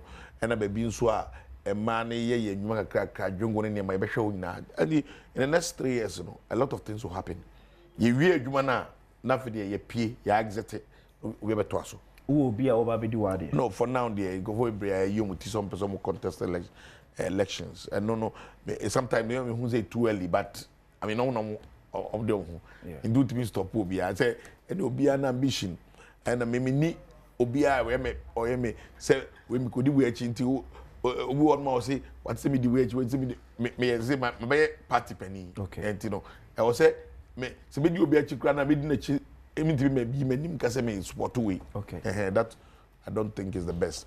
I was say ye mo obi ho kwan na obi a o wadwen pama kro no obi a ohwa obi ti ye kofodua ye no de kofodua abesim pempenso a epese si no o say nipa no ye nyina beta na chairman akon ma show you film to say hoko ye pa just that majority now here no sometimes omo ye ni makakra chemistry kakra you see me believe say ye democracy na ye practice ya na any constitution dey ye adwuma no 1992 Rollins Constitution ye dey ye adwuma sisi ya Ghana no constitution na dumbra e wo say ye ka ye trad ne ma ye okay bi ye ne and say kabima min kabi amembo ne wo mu yo enye party ba ko mambo si nyam wu free kabi mamin kabi amembo eba party ba ko mambo a like the Ghana egunu no okay like the Ghana bi e pese ne egunu no.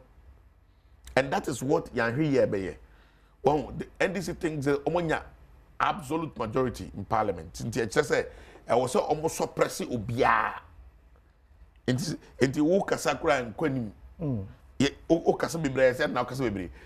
It will interest you to note say maybe do ye kra the leader of the house, you leader.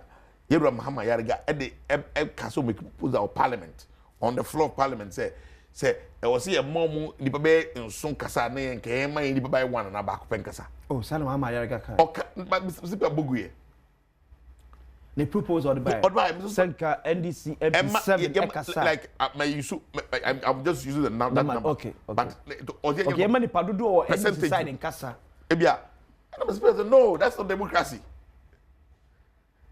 to say me am here MP Kofodia a typical MPP seat, yeah. Okay. Okay. Just me MP ma MP for one. And conform Baba Jimmy Mano. NDC for crab bar last weekend. Mami for na saying MP for. Me MP mo biya. And me banners I will say because me MPP ni. Enti no.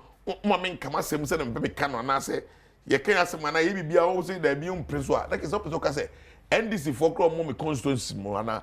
Omo me constituency no omo ni chefa e kabami kabia amamu and that is not the way to go enti me gidi say end this for numbers omo nya no Ghana for na the numbers am omo absolute majority is good but omo nyusu ni ya be hanti mo chena whatever they are doing now no also mo say democracy we anything can happen e be tell mo chena na bia me ka say the most intolerant political party NDC. Do you know why? Because in the 8th parliament, you know, and the man go forward the year parliament, you know, and no come a parliament kwati many so. Na kakrebia ye yom no. And na o say ebia wo yire hu gidigidia. Kakrebia o say ebia we do hard you well. Na NDC 4 year parliament when so. But you know about that. A parliament. Senka wunya oberesan ana said. The be oberesan kisa I said na one so they no mo ye no. Okay. O my hun to your parliament o. No mo ye the day, no mo ye the no mo disturb o mo by a backbench na o mo ye kakra na go for ni boafu. Na say na mo de mo ntimi take isade we kra. De mo de aye no ye mam kakra bi a mo kakra na mo ntimi swallow pill. See that is not the way to go. And me say, ye democracy no ye democracy ye nyina ya giatum se de be adwuma. Obiam prenso yem prenso nka se democracy no ye ne de adwuma kabima min kabi ne de adwuma eni ukwa so by force otewa na ba mu a o se pandai seat meje nanti wo se meje pandai kese meje o ka so meje na anti no o se o control executive no o control legislature o control judiciary into so meje no akwaje that na ye no I mean, somebody who has won elections legitimately, ya gazetted elections, ya gazette, ya train judiciary no. Ruling on 13th January. Ruling on no. And the betcha say democracy na nyi na asay. Judiciary no ye bom koko.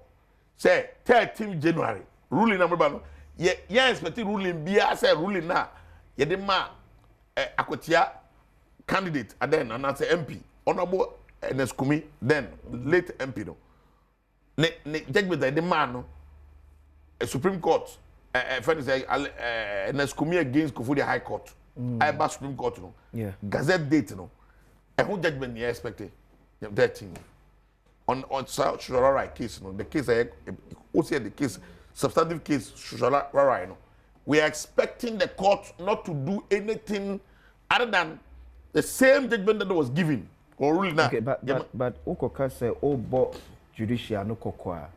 Now say looks as if saw the who be yeah for who job we can no natural say Ghana ha no ye nyina asem wo enu betumi aka but so them say o dey asem kokota enye chinchina ati so be dibim and me say when there was a dibim by force on there was a dibim no how cause case no I said that I said enipa 2 efa ha na fa ha no e man say obi amfa ho na nipa 2 afa ho na sa amra na ya twato on ide adwuma say yesi amfa ho na ya ma ruling etia ho na third one be fa ho na ye say chade no and the baby ho Ghana we are not expecting anything other than ruling similar ruling na edima or Neskumi case no and sisa mede and say nkasa na ne woka na ye wa ho den Ghana ha yeni ahoden ye be betra ha ya kiasem you see me say democracy na ye build am yen and ye dachi ma o na me ya say sometimes no obeti ya kanse mebre o kanse mebre wi na o chana wasa chinyina no hu say de ye nenne no o chana enwo dwuma ne ye nenne enti say de wo ye nenne no emwa o chana o so hwe na ujai that is all that we are talking about enti ye democracy ye de aba ye de ye dwuma mo me for democracy no the tenets of democracy and the principles are ye for ye dwuma na ma Ghana democracy no enye krabehwe Ghana democracy no eni kwa say ese bibia enye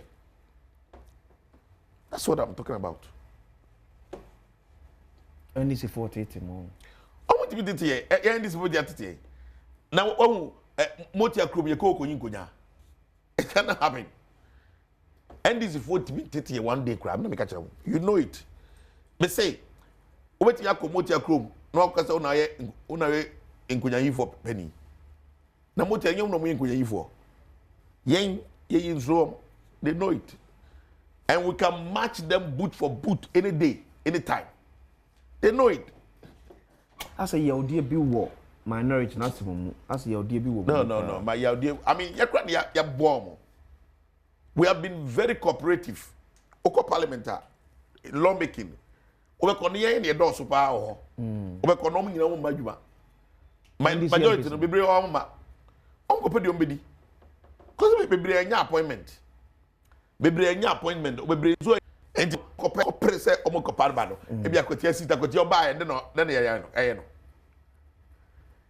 numbers in the bedoso but the person will still live normal just say still because yeah ma board papa bia bio board papa ni nyina asa yeah ma committee papa bia committee papa ni nyina asa enti obey normal parliamentarian na watch no wasu dem sa oba kroma no obesere and the fire ho kra enti no de e hadwe ne say omeba abonten abesere na ye to nwuma no wosa so woni ajo mboa obusu dem cause they talk to us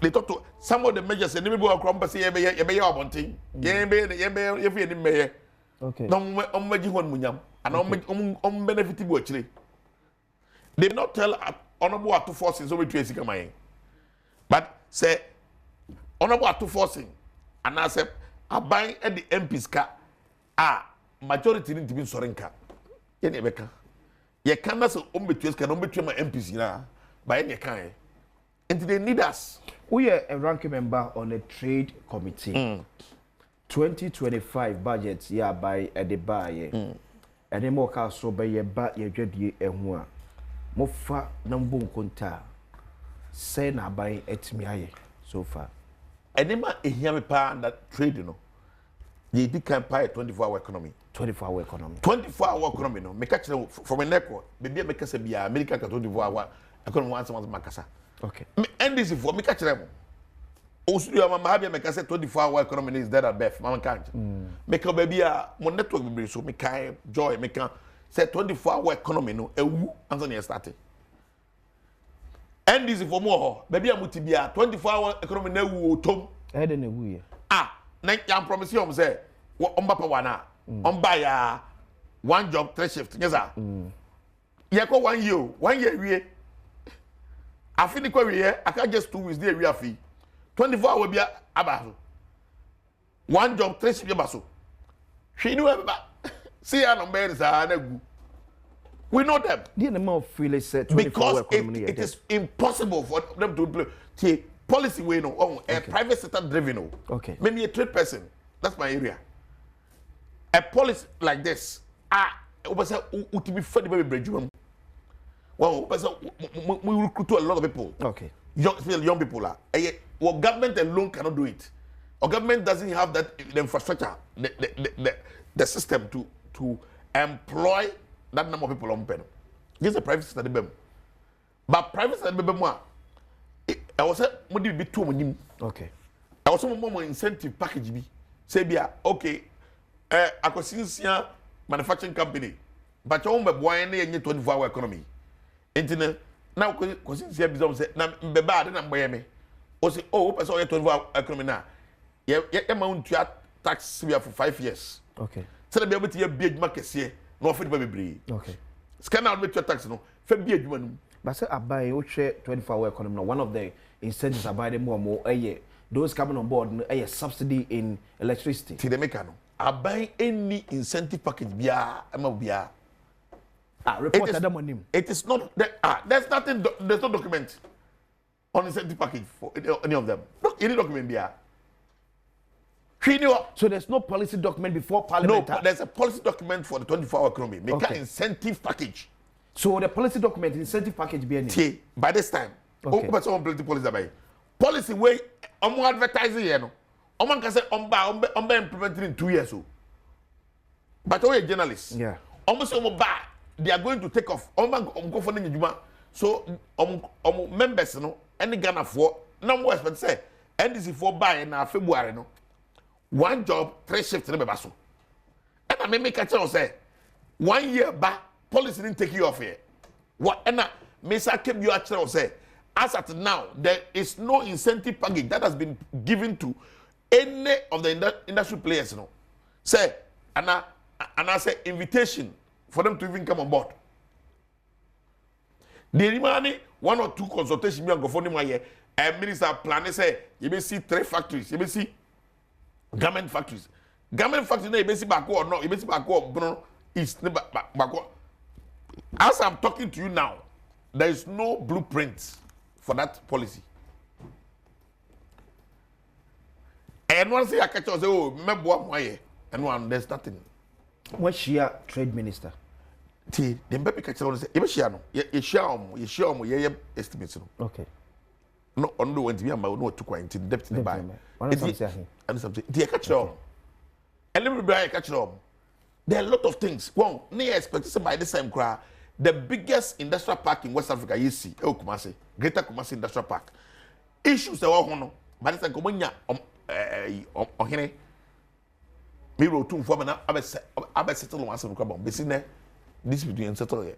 1 year back. I'm just telling you, policies on Bocano, you may see every cashew factory, back or German North. Plan by the way. Bring us the document.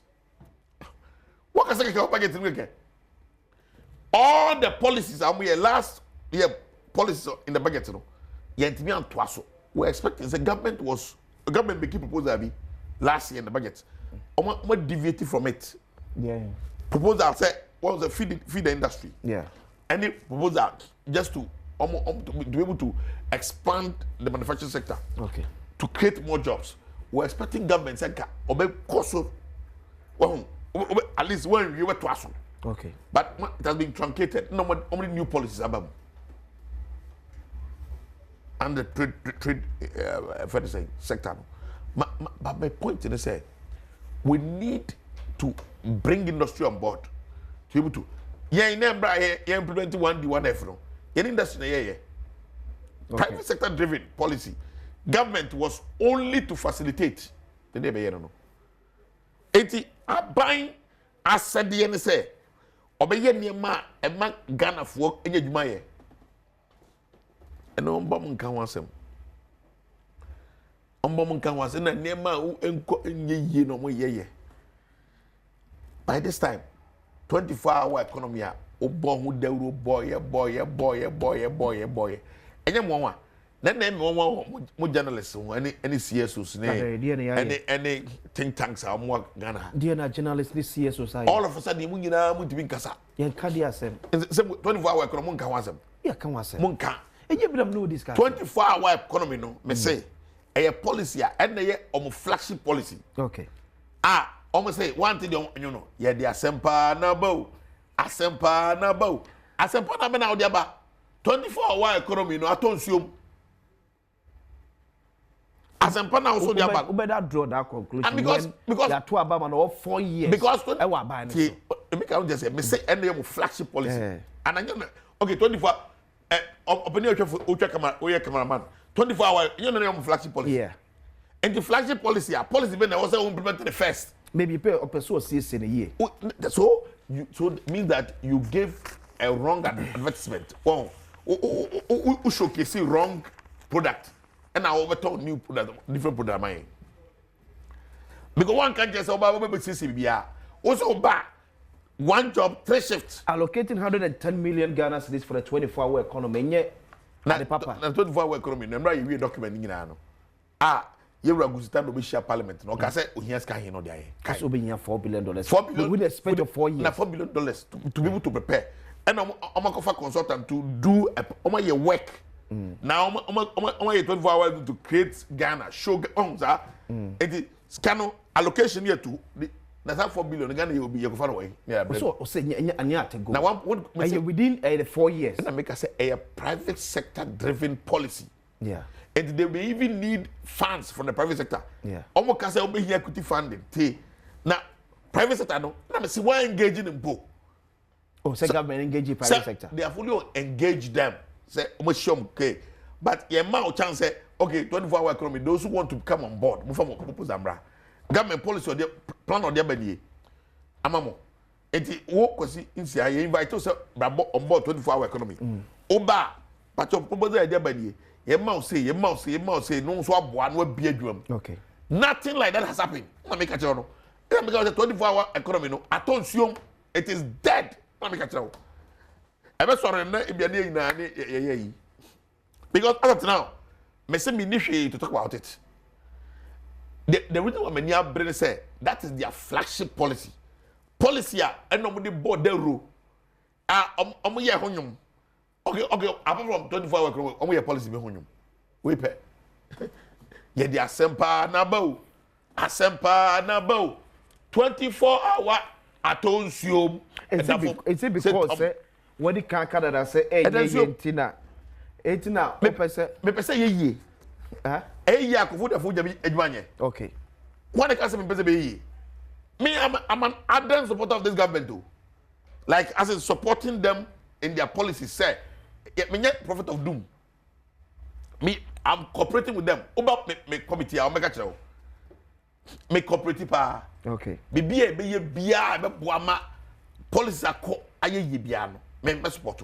But enkoso meka. Enkoso meka. Because yanka on trans on set up. Make ya no channel. Na president mama ka say be fidi wa kenti ho. Hey, ibe huro, ibe ntetema na Ghana. According yes, that's what I'm looking for. Michael Ochre Befi, a ranking member on Trade, Industry and Tourism Committee, member of Parliament Malaysia, a war New Jabe South constituency, and no what a quick message is here for a message. And so, bra, your WhatsApp number is 0531 029 795 0531 029 795. Here for D and baby at the free bar account and mamen. We see a question. Good morning. This 24-hour economy is a shameful reflection of shame policy to deceive voters for power. Third is government to be sensitive to Ghanaians because the cost of living is getting extremely high. Gasti man, Edwe Fi Brekum, Ena Ode Ebai. We say, good morning. I'm watching your show and I'm very disappointed in the Honorable Michael Chibefi. Last week, I was in Koforidua and no development since 8 years. And from Suhum to Koforidua, very bad road. Please ask him, didn't he see the road or he has different exit route? Okay. William, Badiga, answer the or the buy. May I answer that question? Answer. Yes. Because if you want to say, Koforidua say, my constituency ni any Koforidua nyina. Me New Job in South. New Job in South. Okay. Maybe I can no my constituency. Maybe I can say from Suhum to. Okay, from Suhum to Koforidua. Nyemi constituency. Debi. Oh, nyemi because New Job North. Okay. New Job in South. Your road ya constructing nyina. Oba Koforidua. Ofa road money bi so. Catch o de say New Job in South ni nyina. Yeah, one of the constituencies are town roads. I mean, central business district roads. Okay. Principal roads. I mean, community roads. You're fixing. And you say you're fixing the with asphalted and New Job in South. Okay. And on Casa New Job in North, New Job in South, till your roads in your say you're asphalt. 34 kilometers of asphalt road. Unprecedented in the history of Ghana. New Job in South, till any constituency, you want 3 astroturfs.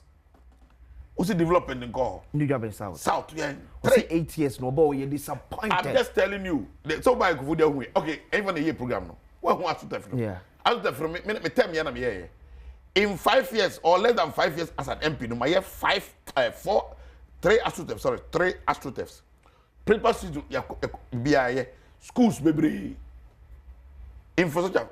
I think Koforidua, okay. Koforidua, one of the most developed cities. As a matter of fact, currently, that's the only place at Christmas because a city of flowers. But good morning. This current minority in parliament has lowered the bar as opposition party in the history of Ghana. Unnecessary press conference, if they know how to reshuffle, why didn't they tell President Akufo-Addo to do the same in his 8 years in power? They should give us a break with their continuous press conference. My greetings to Ajimera Honorable Joseph Amankwa MC for Kwabre East, Mampon till 2 p.m. we free Asante Mampon and Ode Epaye. Okay, so Obiswacha AstroTurf Koforidua picture a video. Osiminia, what does this mean about? What does my brother mean about development? We have 3 AstroTurfs.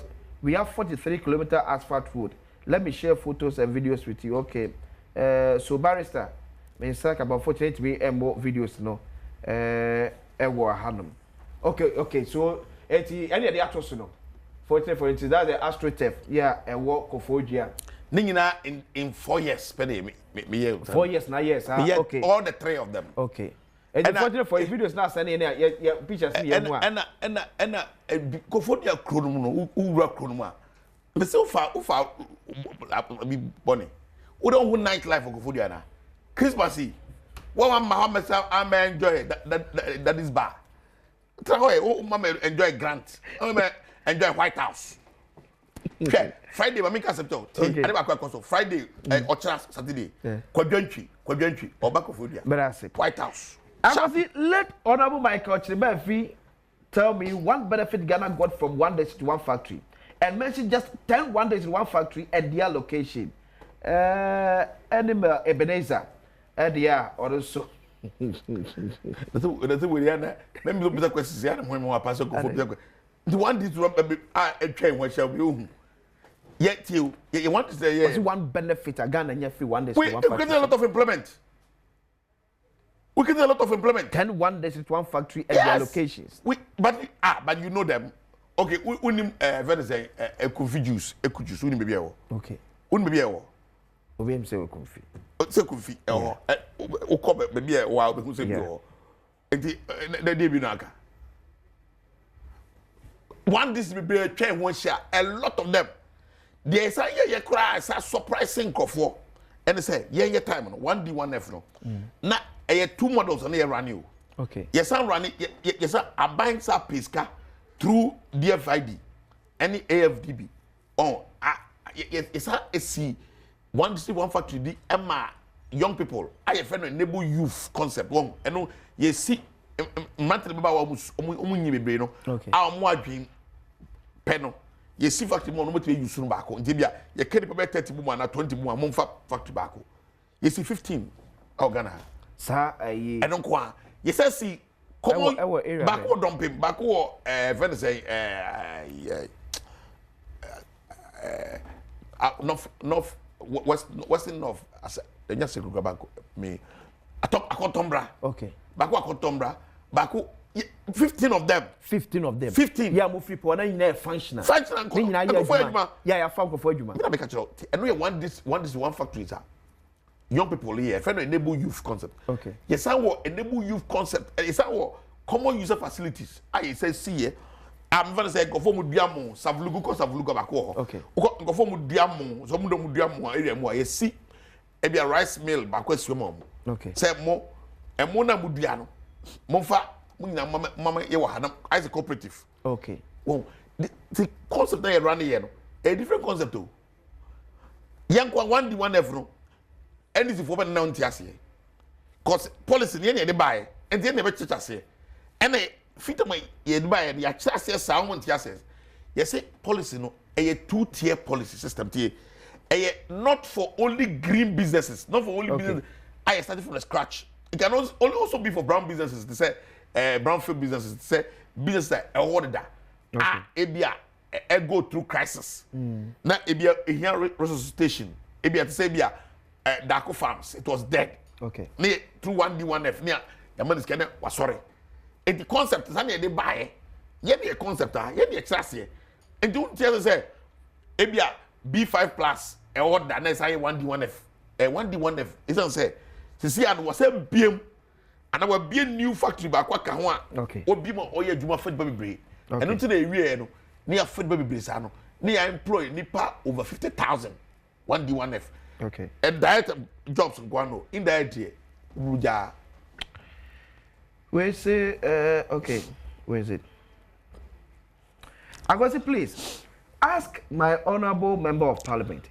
He should mention one factory in his constituency which his government did before leaving power. My name is Ben from Koforidua. A company, yeah, sorry, yeah, also constituency. Yeah, constituency, yeah, your factories too, and factories too under 1D1F. Okay. And see, 1D1F policy, no, a private sector led initiative. Okay. It's a government. Government, you know, we only give facilitation. Government through DFID, any African Development Bank, enable youth, any common user facilities, any technology centers, Emma, baby. Okay. Because common user facility back, if anything, a crank quanta, and now Domanka Sakasano, technology center, okay. And no, I buy na okay. But 1D1F, Nankasam there, a private sector led. Private sector, Sebia, who Akosinsia. Manufacturing one our basa opes away 1D1F. Okay. No abi wa ye krobim. Unu wa chusu kroro. Okay. And you know, yen Kofodia Opele company. Omo ye juice. Omo ye 1D1F company. Omo eva. Kofodia Zongo. Who your constituency? Constituency. Okay. Omo, you see, I'm just telling you, sir, the mere fact that we say government take care of AYB, no, and say 1D1F ring also. Okay. Onto 1D1F that's no. Yeah, you make it time yate 24-hour economy at Tonsu na say. You make it time at here. Okay. And you use at Tonsu. Agwasisia, good morning. Is it not mind-boggling that a government that came to power at the back of 24-hour economy will allocate 110 million Ghana cedis to its policy as facilitating funds and allocate 293 million Ghana cedis to the purchase of sanitary pads? Within the two programs, which of them has the propensity of employing more people? 24-hour economy is indeed a scam. Aban Papa Abampa. My regards to Honorable Michael Kofi Ochrebefi. I admire him a lot. Honorable Edu Entry Pius in Kranza North NPP. And also the EBI. I gossip, please tell my MP. The company you just mentioned has been there over these years. The company is talking about is not an NPP-initiated company. It's been there from day one. Honorable Befi, please, let Ghanaians know the truth. To us, SK. But you didn't make kind. As someone working here. Okay. I say the company has been there. I say company now order the board in the. And you know, I just say it be 1D1F company. I just explained to you. Say 1D1F no can be a greenfield business, a new business. And now say business okay. Business the no. Go through crisis. Okay. Now a binya solution through the 1D1F initiative. It's about BF plus, a B5 plus. Now me no customer mama. Say Ebia Atlantic Life Sciences. One business say be order brownfield businesses. Yeah. And say enye 1D1F. Okay. It can be Daku Farms. Me no winyi no Daku Farms ye be yin na yete nka biu. But now te nka biu. It's a 1D1F. Okay. I don't know any ya asempa. Go asempa na ye de buy no. Ama Daku Farms Abidjan na so. E yiri ntuma go afra egu fam afra du mass. Okay. And 24-hour economy no. And no having a front to go. I can say a good one, Afrisha, to you. Tell my honorable member of parliament that in terms of outstretched, Takwa has the highest, 6 in the Takwa Swem constituency. All was constructed by Honorable Duka. Kofi, David Kumi, Edwin Takwa, and Minya Kofi Duka, Obana Homo de Papa. I say, Sabi Kafache, send why you crew ye say, oh, near Kofi at chain.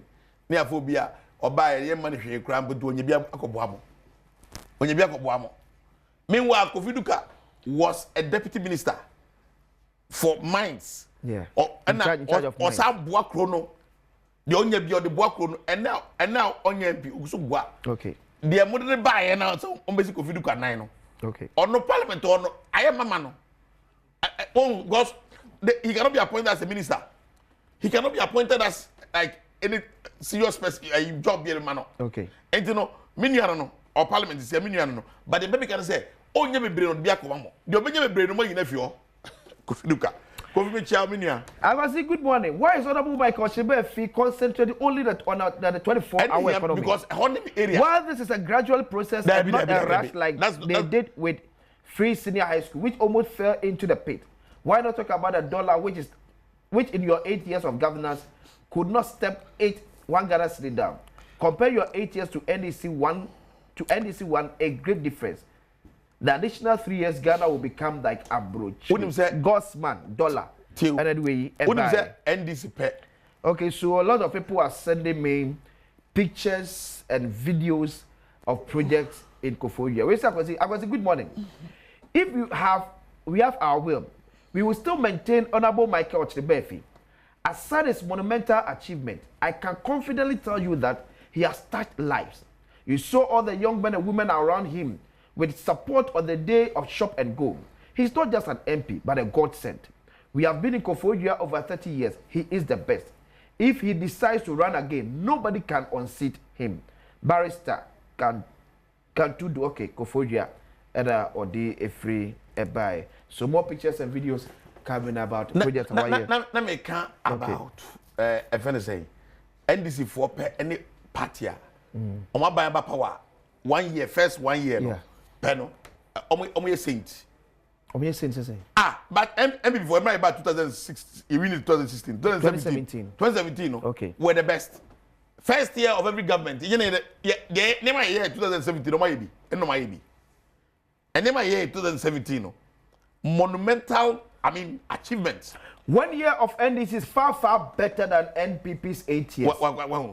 Honorable Michael Ochrebefi should let us rest. My brother. Ebenezer. Check the numbers. 2017 numbers, any 1 year numbers. Numbers of the indicators. Whatever macroeconomic growth. BBR. Okay. Check it 2017 and 2025. Now I said, yanya de nsioma. Now here waivers. Any taxes are scrap away. Because yanya de nsioma. Hit the stability of the city at that time. Check it. It's a way once my yapa. Open political party. Over 1 year. 1 year no. Almost 1 year crowd, almost during the third term for somebody, our co-elections no, Ghana for a passive vote of no confidence on him, 2020, 2017, 16. Ghana for passive vote of no confidence on him. Send the Panakamba, just 2024, no, or saint. When President Mahama lost the 2016 elections, votes on the Lusu elections, ne basic Canada.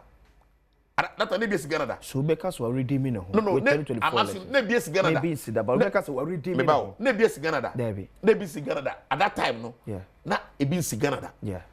Wow. And as I see waba. Oba e 1 year pe no. I enema 1 year no. We are na ho no de ye. Nema ye no e na obigina so de ye adwuma. 1 year pe na oba no. You see, oh no the best. Onipa Ghana for passive vote of no confidence on him. I'm just telling you, say, and this is for one company political party about 1 year. Almost say 1 year panel. You bet you say, we need the next election. They almost didn't try, sir. Okay. After third time, they shouldn't even talk about it in this country. Yeah, they shouldn't talk about it. Those of us in the central region can boast of the coffee juice factory, the lubricant factory at Gomwa Fete Junction, and many more. President Nana Adom Kwaku and his government did a lot for Ghana. Techi Mensam, so that the way by. Tete Mamuso Munkasa. Tete Munkasa. Yes, Mamuso Munkasa. Send America say. And no, another way to be out Rashid Tanko computer. Now Rashid Deputy Director of Elections and IT. Rashid Tanko akano kweda. Oh. Asem na talk. Rashid Tanko. Oh, Debbie. Anya no ka say o PhD, o say o PhD na so oni PhD. Me na me ka. What are you talking about? Master, asema a public idea. Don't try to defend them. Me na me ka say o PhD. Nyo no ne kai. So PhD na GTech for you to. And him go say ogusu ba mo de bekasa. Me no kura me ferry. I met him in Ekotia and I'm say you have even the impetus and the guts to even walk on the streets of Ghana. Akonye de. We him go say for pa. Me hu na me bo de. Rashid Tanko him go say for computer. He is the most disgraceful person on earth. Amehuna or native Nanko Simunu of Ghana. Because do you know why? No, listen to me. Uba also we are doctor. Who PhD? Only PhD. Now we are also Hankasa. Come on. Akosisi, good morning. The NDC have been west of Christmas is coming. Visit town and see how the whole country are crying. Nana Posa Bediako. Yeah. Mamika tetem na temjero. What was the tetem no? Honorable President Gotia finish on one time. Obi ntimi ka tetem na se bi o ha. Say. Tetem no one neka. Da bia pretemama babontia ka say me pretemama me ko bio. Yeah. Me bu na pretemama ne nkofu mo ben pa no mo gra bi mo ka tetem na se bu. Ne nkofu be. Kwame A+. Ono a champion. Kwame A+ me nua pa age nchen o. Politics mo mo se me nua pa me nua no. Hey, term agenda come A+ and in cover brain no more pushy. I get the president no pay. And as Ghana it cannot happen. And they are just only tackling themselves. It can never happen in Ghana. Ghanaians are rather calling for your mama for third term, not the president or his party. Ghanaians, you know, we will be there for his third term. Oh, but they should come and see. They should try it and see. You were in this country. Ghana, the democracy there, the rule of law, the constitution, the constitution, the 1992 Rollins constitution. Bibi any constitution be ntimi nyadwuma Ghana. And that tie, hell, and go for ya almost say, oh, threaten go for that you. Bibi any constitution be ano. Against the constitution. It is illegal. It is treason. Where we be against the constitution. It's treason. Treasonable offense. And they will say, Ghana constitution say we go 2 terms. Or say make 3 terms. Or say yes so what. Also, we see A+ for interpretation from Supreme Court. If the Supreme Court for is it consecutive? Supreme Court for and you be Ghana habia on to not head Ghana be Ghana. The reason why NDC doesn't speak well about the free senior high school is because they know it's fully illiterate that they can lie to. So they don't want Ghanaian children to be educated for a better change. Alabama and anyway by when someone free trouble they say epic why. So they send a message you can kind of good morning. I'm Nana Ramos from Cape Coast. Why MPP people know who to lie to? People of Ghana, we are okay. Hey, okay. Message there. Yeah, in your first year of governance, 2016 to 2017, cement price, which was 25 Ghana cedis, 30 Ghana cedis, started rising up and landed at 50 Ghana cedis. And when we're living now, how much they saying? When we're living now, they saying. The NDC should not try any third-term agenda. Ghanaians would disgrace them, but Christian, also the way, Yeah, the Asempa na bow. Asempa na bow. Akwasi, please tell 24-hour atonsium. Akwasi, please tell Honorable Effie to vote for Kennedy Akompreko e Japan and leave Dr. Mahmoud Bawumia. Mate.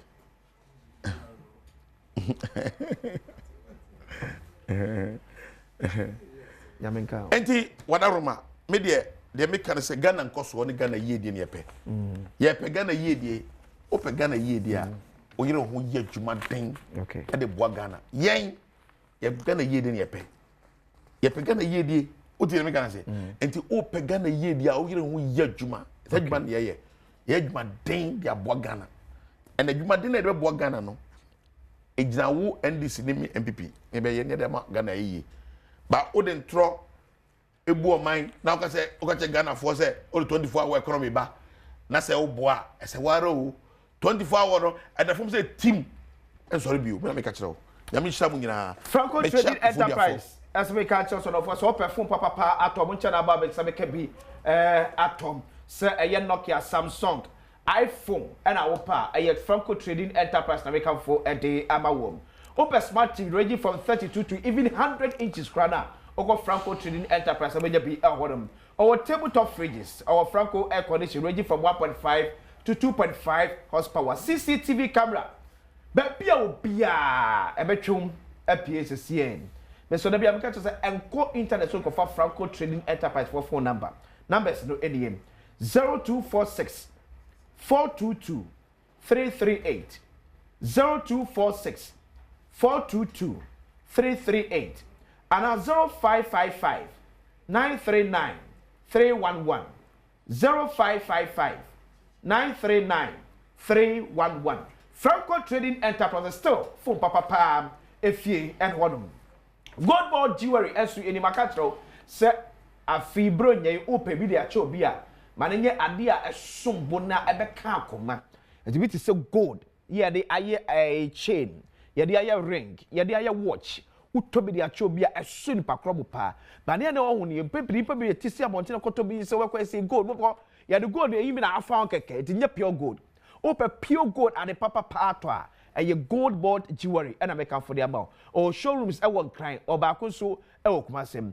www.jewelry.goldboard.gov.gh www.jewelry.goldboard.gov.gh Nampa chokoshe showrooms no betimi so place order ade bia pa bia so no or near deliver at the amount. Ghana is calling and Goldboard is shining brighter than ever. Hey, message is spreading.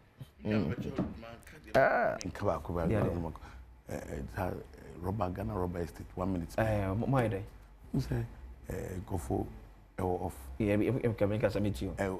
Ghana Robert Friday. Robert, you say exportation of raw rubber is still going on. Well, yeah, government are restricting exportation of raw rubber. Government are restricting exportation of raw rubber. Okay. It's still going on. I'm go for. I don't know can say number. I'm go for. I don't know if them nyamte. But I'm telling you. I'm forced to export raw rubber at the free Ghana. Whereas we don't even have enough for those who have set up local business like Ghana Rubber Estate. Yeah. They have about $150 million investment. Okay. Rubber and processing. But you're exporting raw rubber. No? Chinese in India for normal export raw rubber. Wow. Merasi. Nyamika. Nyamika so meka. Yeah, me treko. Mamika said road safety campaign and so NDM. According to the National Road Safety Authority, a total of 9,626 road traffic accidents were reported from January to August 2025. These crashes involved 16,348 vehicles of all categories, resulting in 12,894 casualties. That is 1,997 deaths and 10,957 injuries. Obviously, every January, every August 2025. Kan kwenchiankwa 9,626 and na esi. Emu 1,937 and the wuye. 10,957 and the prepra emu erding. So, omutufo. So, unumunsa en kaka. O kaka, enyai na en texte en ko WhatsApp. enko YouTube enko hwe videos utimoto so a hye helmet before say ubedru ba bia nipa betwa aka akwam no hwe benkum hwe ni fa hu se ekwan mu da ho ansa no akọ makwan so nya jojo ema wo ema Ghana ni bia onam kwan so. This is powered by Joy FM, Adom FM, Asempa FM, Hit FM, Joy News, and Joy Prime. This road safety campaign is brought to you by Ayuda, Ghana's #1 service app, Abako Services Bebre. Me dey the question say I dan waba. Ya betwa enkomo so. Because obo obeje no wamma. Bia no bi wachi na mpa obeba na wo abeje. Nti number no 0302211701 702 703 704 705. Fresh CA ticket 50 Ghana ya to bi wo Joy FM animo ha ba ye reception ho ubenya bi bacho na tote bi wo ho airport share bi wo ho na mum ye che nipa miensa free do ada ya che miensa sa ageka bom ne ehwe nipa dodo ya mo hu ticket free na wo so bra mame to so ene little Jesus gentle and me yes little Jesus gentle and me confirm little aha me do team o sisi me that's my critical but I ready to be as say I am ready the me wo jon ko yes me wo jon ba na hey I'm gonna win. Just about around yes, man, about too. My the man with the these one. They say this time, yes, one more said you. You mean my head? Me my boy he know. What's it? My boy he. Kusi ya hili. My boy. So be my boy. My boy he. What you crying? Hey. Yes, go for more than. Oh. Eti Yanya Gabi was so mama fan no kasa. Hello Gabi. Gabi. Other than Yanya demo mbache wose. Nyamina do mu hu ye papa. Kuma would stars no wo fiade aba America che one. Mbacho America che sami show. Last year no me we na yes papa. Member bi da na me so. I was saying about this year. Okay. Na Gabi wa he would ni nyina de say se be ya wo ba ye be hu. But your family gave under junior. The better fee question. Okay.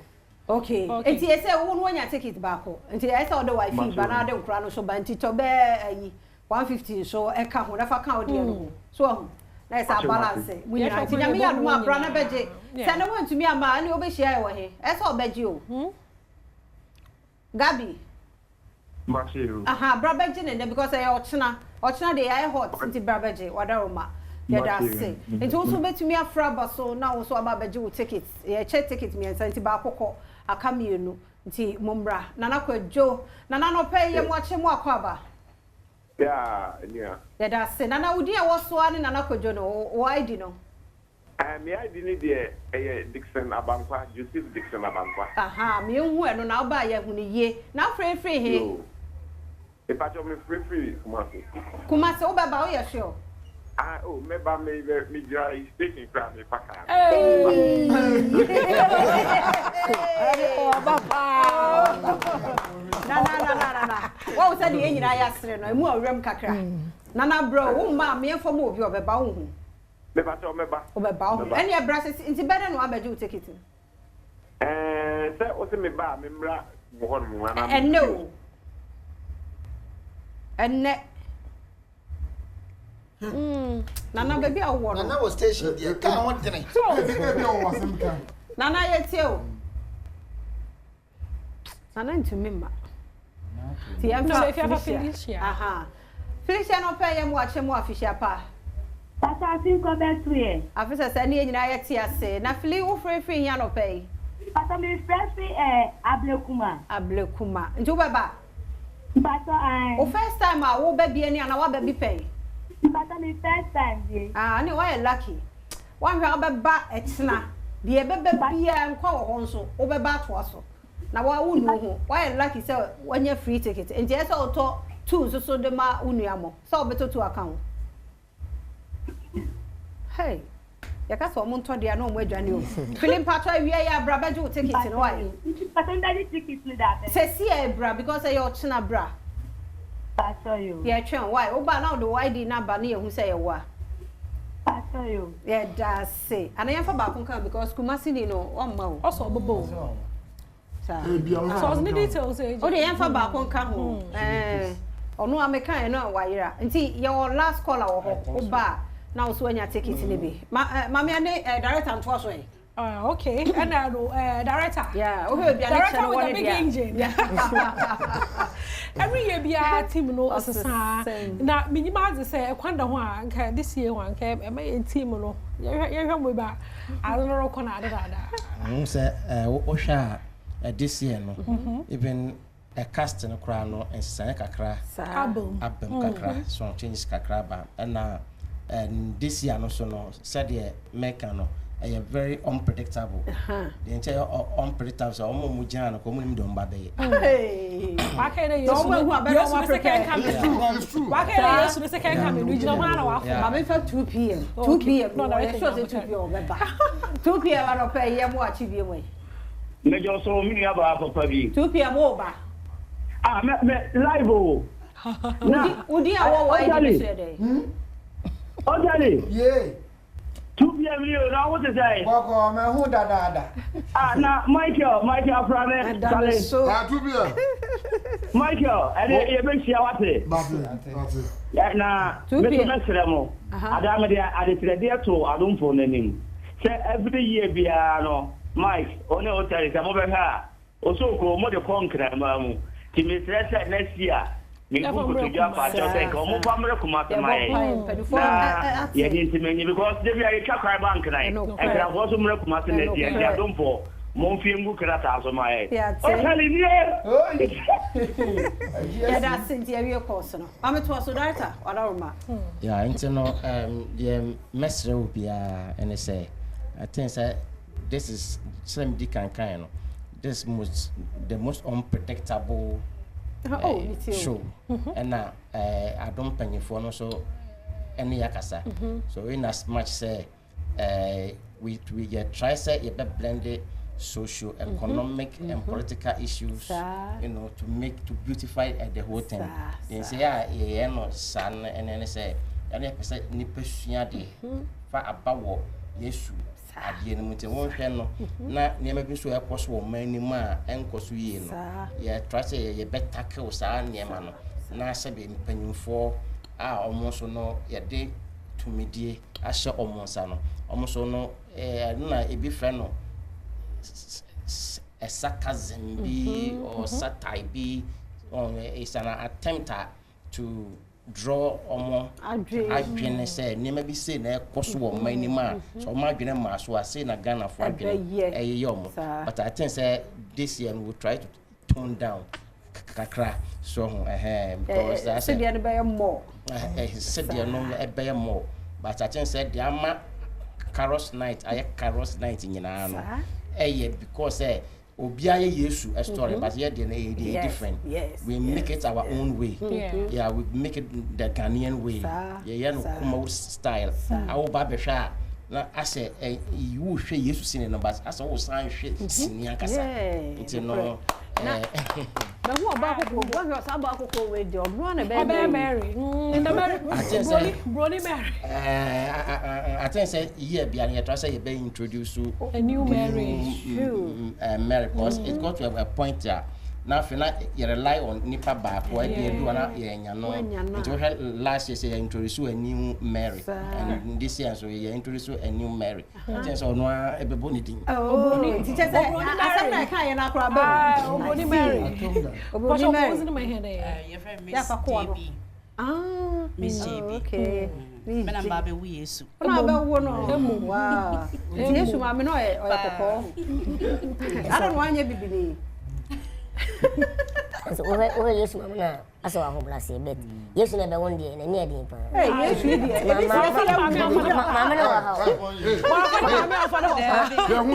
mama ni sele sa fo papa se ya mu no ko be fu ko to de mama before abaka jack no wa so ano so ti Yesu mama ni yen hwe me nua be ma so e eja ye twen abusuafo ya dem nyina ase mo am obehwe yen magic man nie Adom TV de ye no mo asan ache ya said ya my brothers kan no 1 year 11 years said my brothers kan yo na afi we no aye stronko said the director kan director say obi ogina bia yesu ma me no kra wo kan wonim de o be ye bia na me dada na yesu na ono na no de wonim se bi kra helicopter no ye de ne fro wonim de o be ye kwa me gosi yo enti yesre adofo mo hwe ye mo tie ye se bia ntutu America nyame ya adoma 20th Saturday ochina nyame ya adoma so ochina 20th obo ana ne we feel so ni olu afi National Theatre ya 5 o'clock now sharp me tuam den magic man tie me twam yeso ye twam afi yenti enu abema yo the American say echina National Theatre ticket ni 50 cedis wa wanya broken heart a wusu brana besere no why wo dia wanya broken heart adwendwene bi da so na wo je ho anya brana besere na tu bigu na adwendwene ekum nipa meda wase da say zafane se be yaka na o maka anya 50 cedis na ye ehia ye o na mom no education na wo story na ye be ye no ene hia what I say dem ka say bunya dua no ye si ni ho bia momodi ase obeba sa director bibie no dia odaro ma na ye be gina no so na dia si na yakoboa ye ho me agasa am a man of US no no me hwa wa nkasa kese no ya say Felix Adochi sa agro no so no elefo agro no elefo no omo mehwe agro sa mama yentie we efia kumo woodfo menyu ajepa da ne hu na sha da chi na duma na bibia ba ya pepe na za oye nyika wo 9 lessons ho nyide osane ye afihia ma ye nyina nti e be hia ye ho nti anya hwe kra no come meet the stars but no picture picture kala wo bra nti bra my kala friend so ha dey yes gentle Jesus me yes strong yes no so we had it no we here papa they ring you who film bebre say bebre nya omu nyina ni o squad ayi kilantua squad Adom TV Adom TV yada mwase papa panti mesro brasa si abeju ticket what 50 Ghana to ayi 200 fama abusia no na enko yanim enti no eno ano no yeda mo se papa o chanya kopon ya duma ye nhia brantam wo bantam a wo be enjoy bebre wan bantam wo betwitwa so bonza na director kagu wan so muntwa so ba mo ba 5 no ne start be 5:36 a e be gina mu sa mo amantam ye nya ne ntam ye be point because emre nu sa ti ye mrantam pa yeda se ye kwaba Asante Professionals Club at the 8th Opimso lecture eba Asante Professional Club 1 year jumedie ya de to so nwotwe ni 8th Opimso lecture eba impacts of Ghanaian languages on sustainable development in Ghana yen kasa no eno hu sunsun asopa ya ewo yen so se Ghana fo nyame ya doma echire nyankopon ya doma na ye pepepe Prempa Assembly Hall Kumase ena ekoso ya Dr. Matthew Opoku Prempe guest of honor wo sajumedie no ase na ye ko na ye ne mpanifo edi enkomo ede afa Prince Edusi Poku Zuma ye no edi enkomo be me na no pe wuti enka ye mo official pa emo ache edo Badwam TV Badwam so Edusi Poku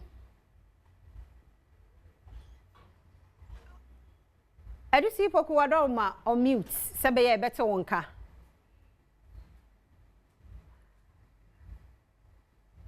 be me na wuti enka on mute hu na yate wonka ye yente wonka oh ye be hwese ye benya no nti nyame ya doma wo chena Prempa Assembly Hall dwumadie yi eba so anopa no nkono pepepe na chese shase guest of honor Dr. Matthew Opoku Prempe na eba dwumadie ase one more Asante Professionals Club womadi sa dwumai 8 years until the 8th edition na ye nti Adusi Poku wabeka yensa yemu official pamu ache edo Badwam TV Badwam so hey oh but a program de baso nyame ya doma otena tie nyina yenya time ne enkotie bi Ghana yen krom kasa no yen kasa hodo no aha ni ho kwan se ye ka hye ewo se ye ka bia obedru bia ka bi efie yen ka obi de eye so obesua because woni ma bia abrabo no de bokọ akopie ti brofo no te eye na ye de no so menya no ho ukrom de no fo kire nkura no wo fie na wo ankoyira wo Badwam ye pie na ni di ekura no kakra enso ubusa no sa ni di a wo boye ni hu krom kasa no wonte esa ya na hadwe yo bebre wo fie ha bebre se ayi akoye de se Adom krai gbedi Adom so wonte hwe but wo so wo kan wote na mo ba ku bi wo so Edmond ono so nte ontime nka ba wo kan wote we esa adwuma wo ye ho pa nuti any lecture ya ebeba so nyame ya doma wo chena ti Adusi Poku ti enka ye mo akwaba okay Adusi nti enka nti nyame ya doma program no ebeba so Adusi Poku wada ma ti enka oh Pepa cho mute wo na ye nte wo kasa wa mute no ani obi mfre na chire oti enka on mute aha still on mute wo ma ye patoti enka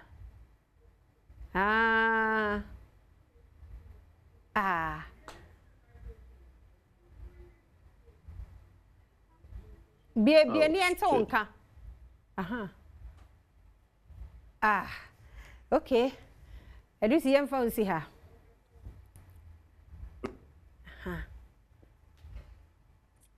Bacho wetin nka finally ya to onka ya da se papa hello pa e fa to ti enka ya to onka pa ya to onka hello ochina opimso lecture no ai chire mu kakra ayede adea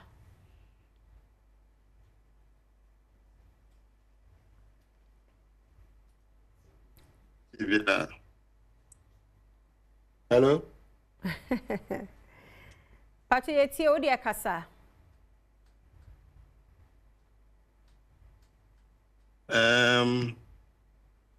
technology ha me kakra me microphone no me ntimunka but me nim se motiminka yeto nka pa muda ho ha yeto nka me da se mehwe wano na me de akasa muda ho if se me nti bibia aha fa che ye pa na me bisa se opem so lecture no eye dia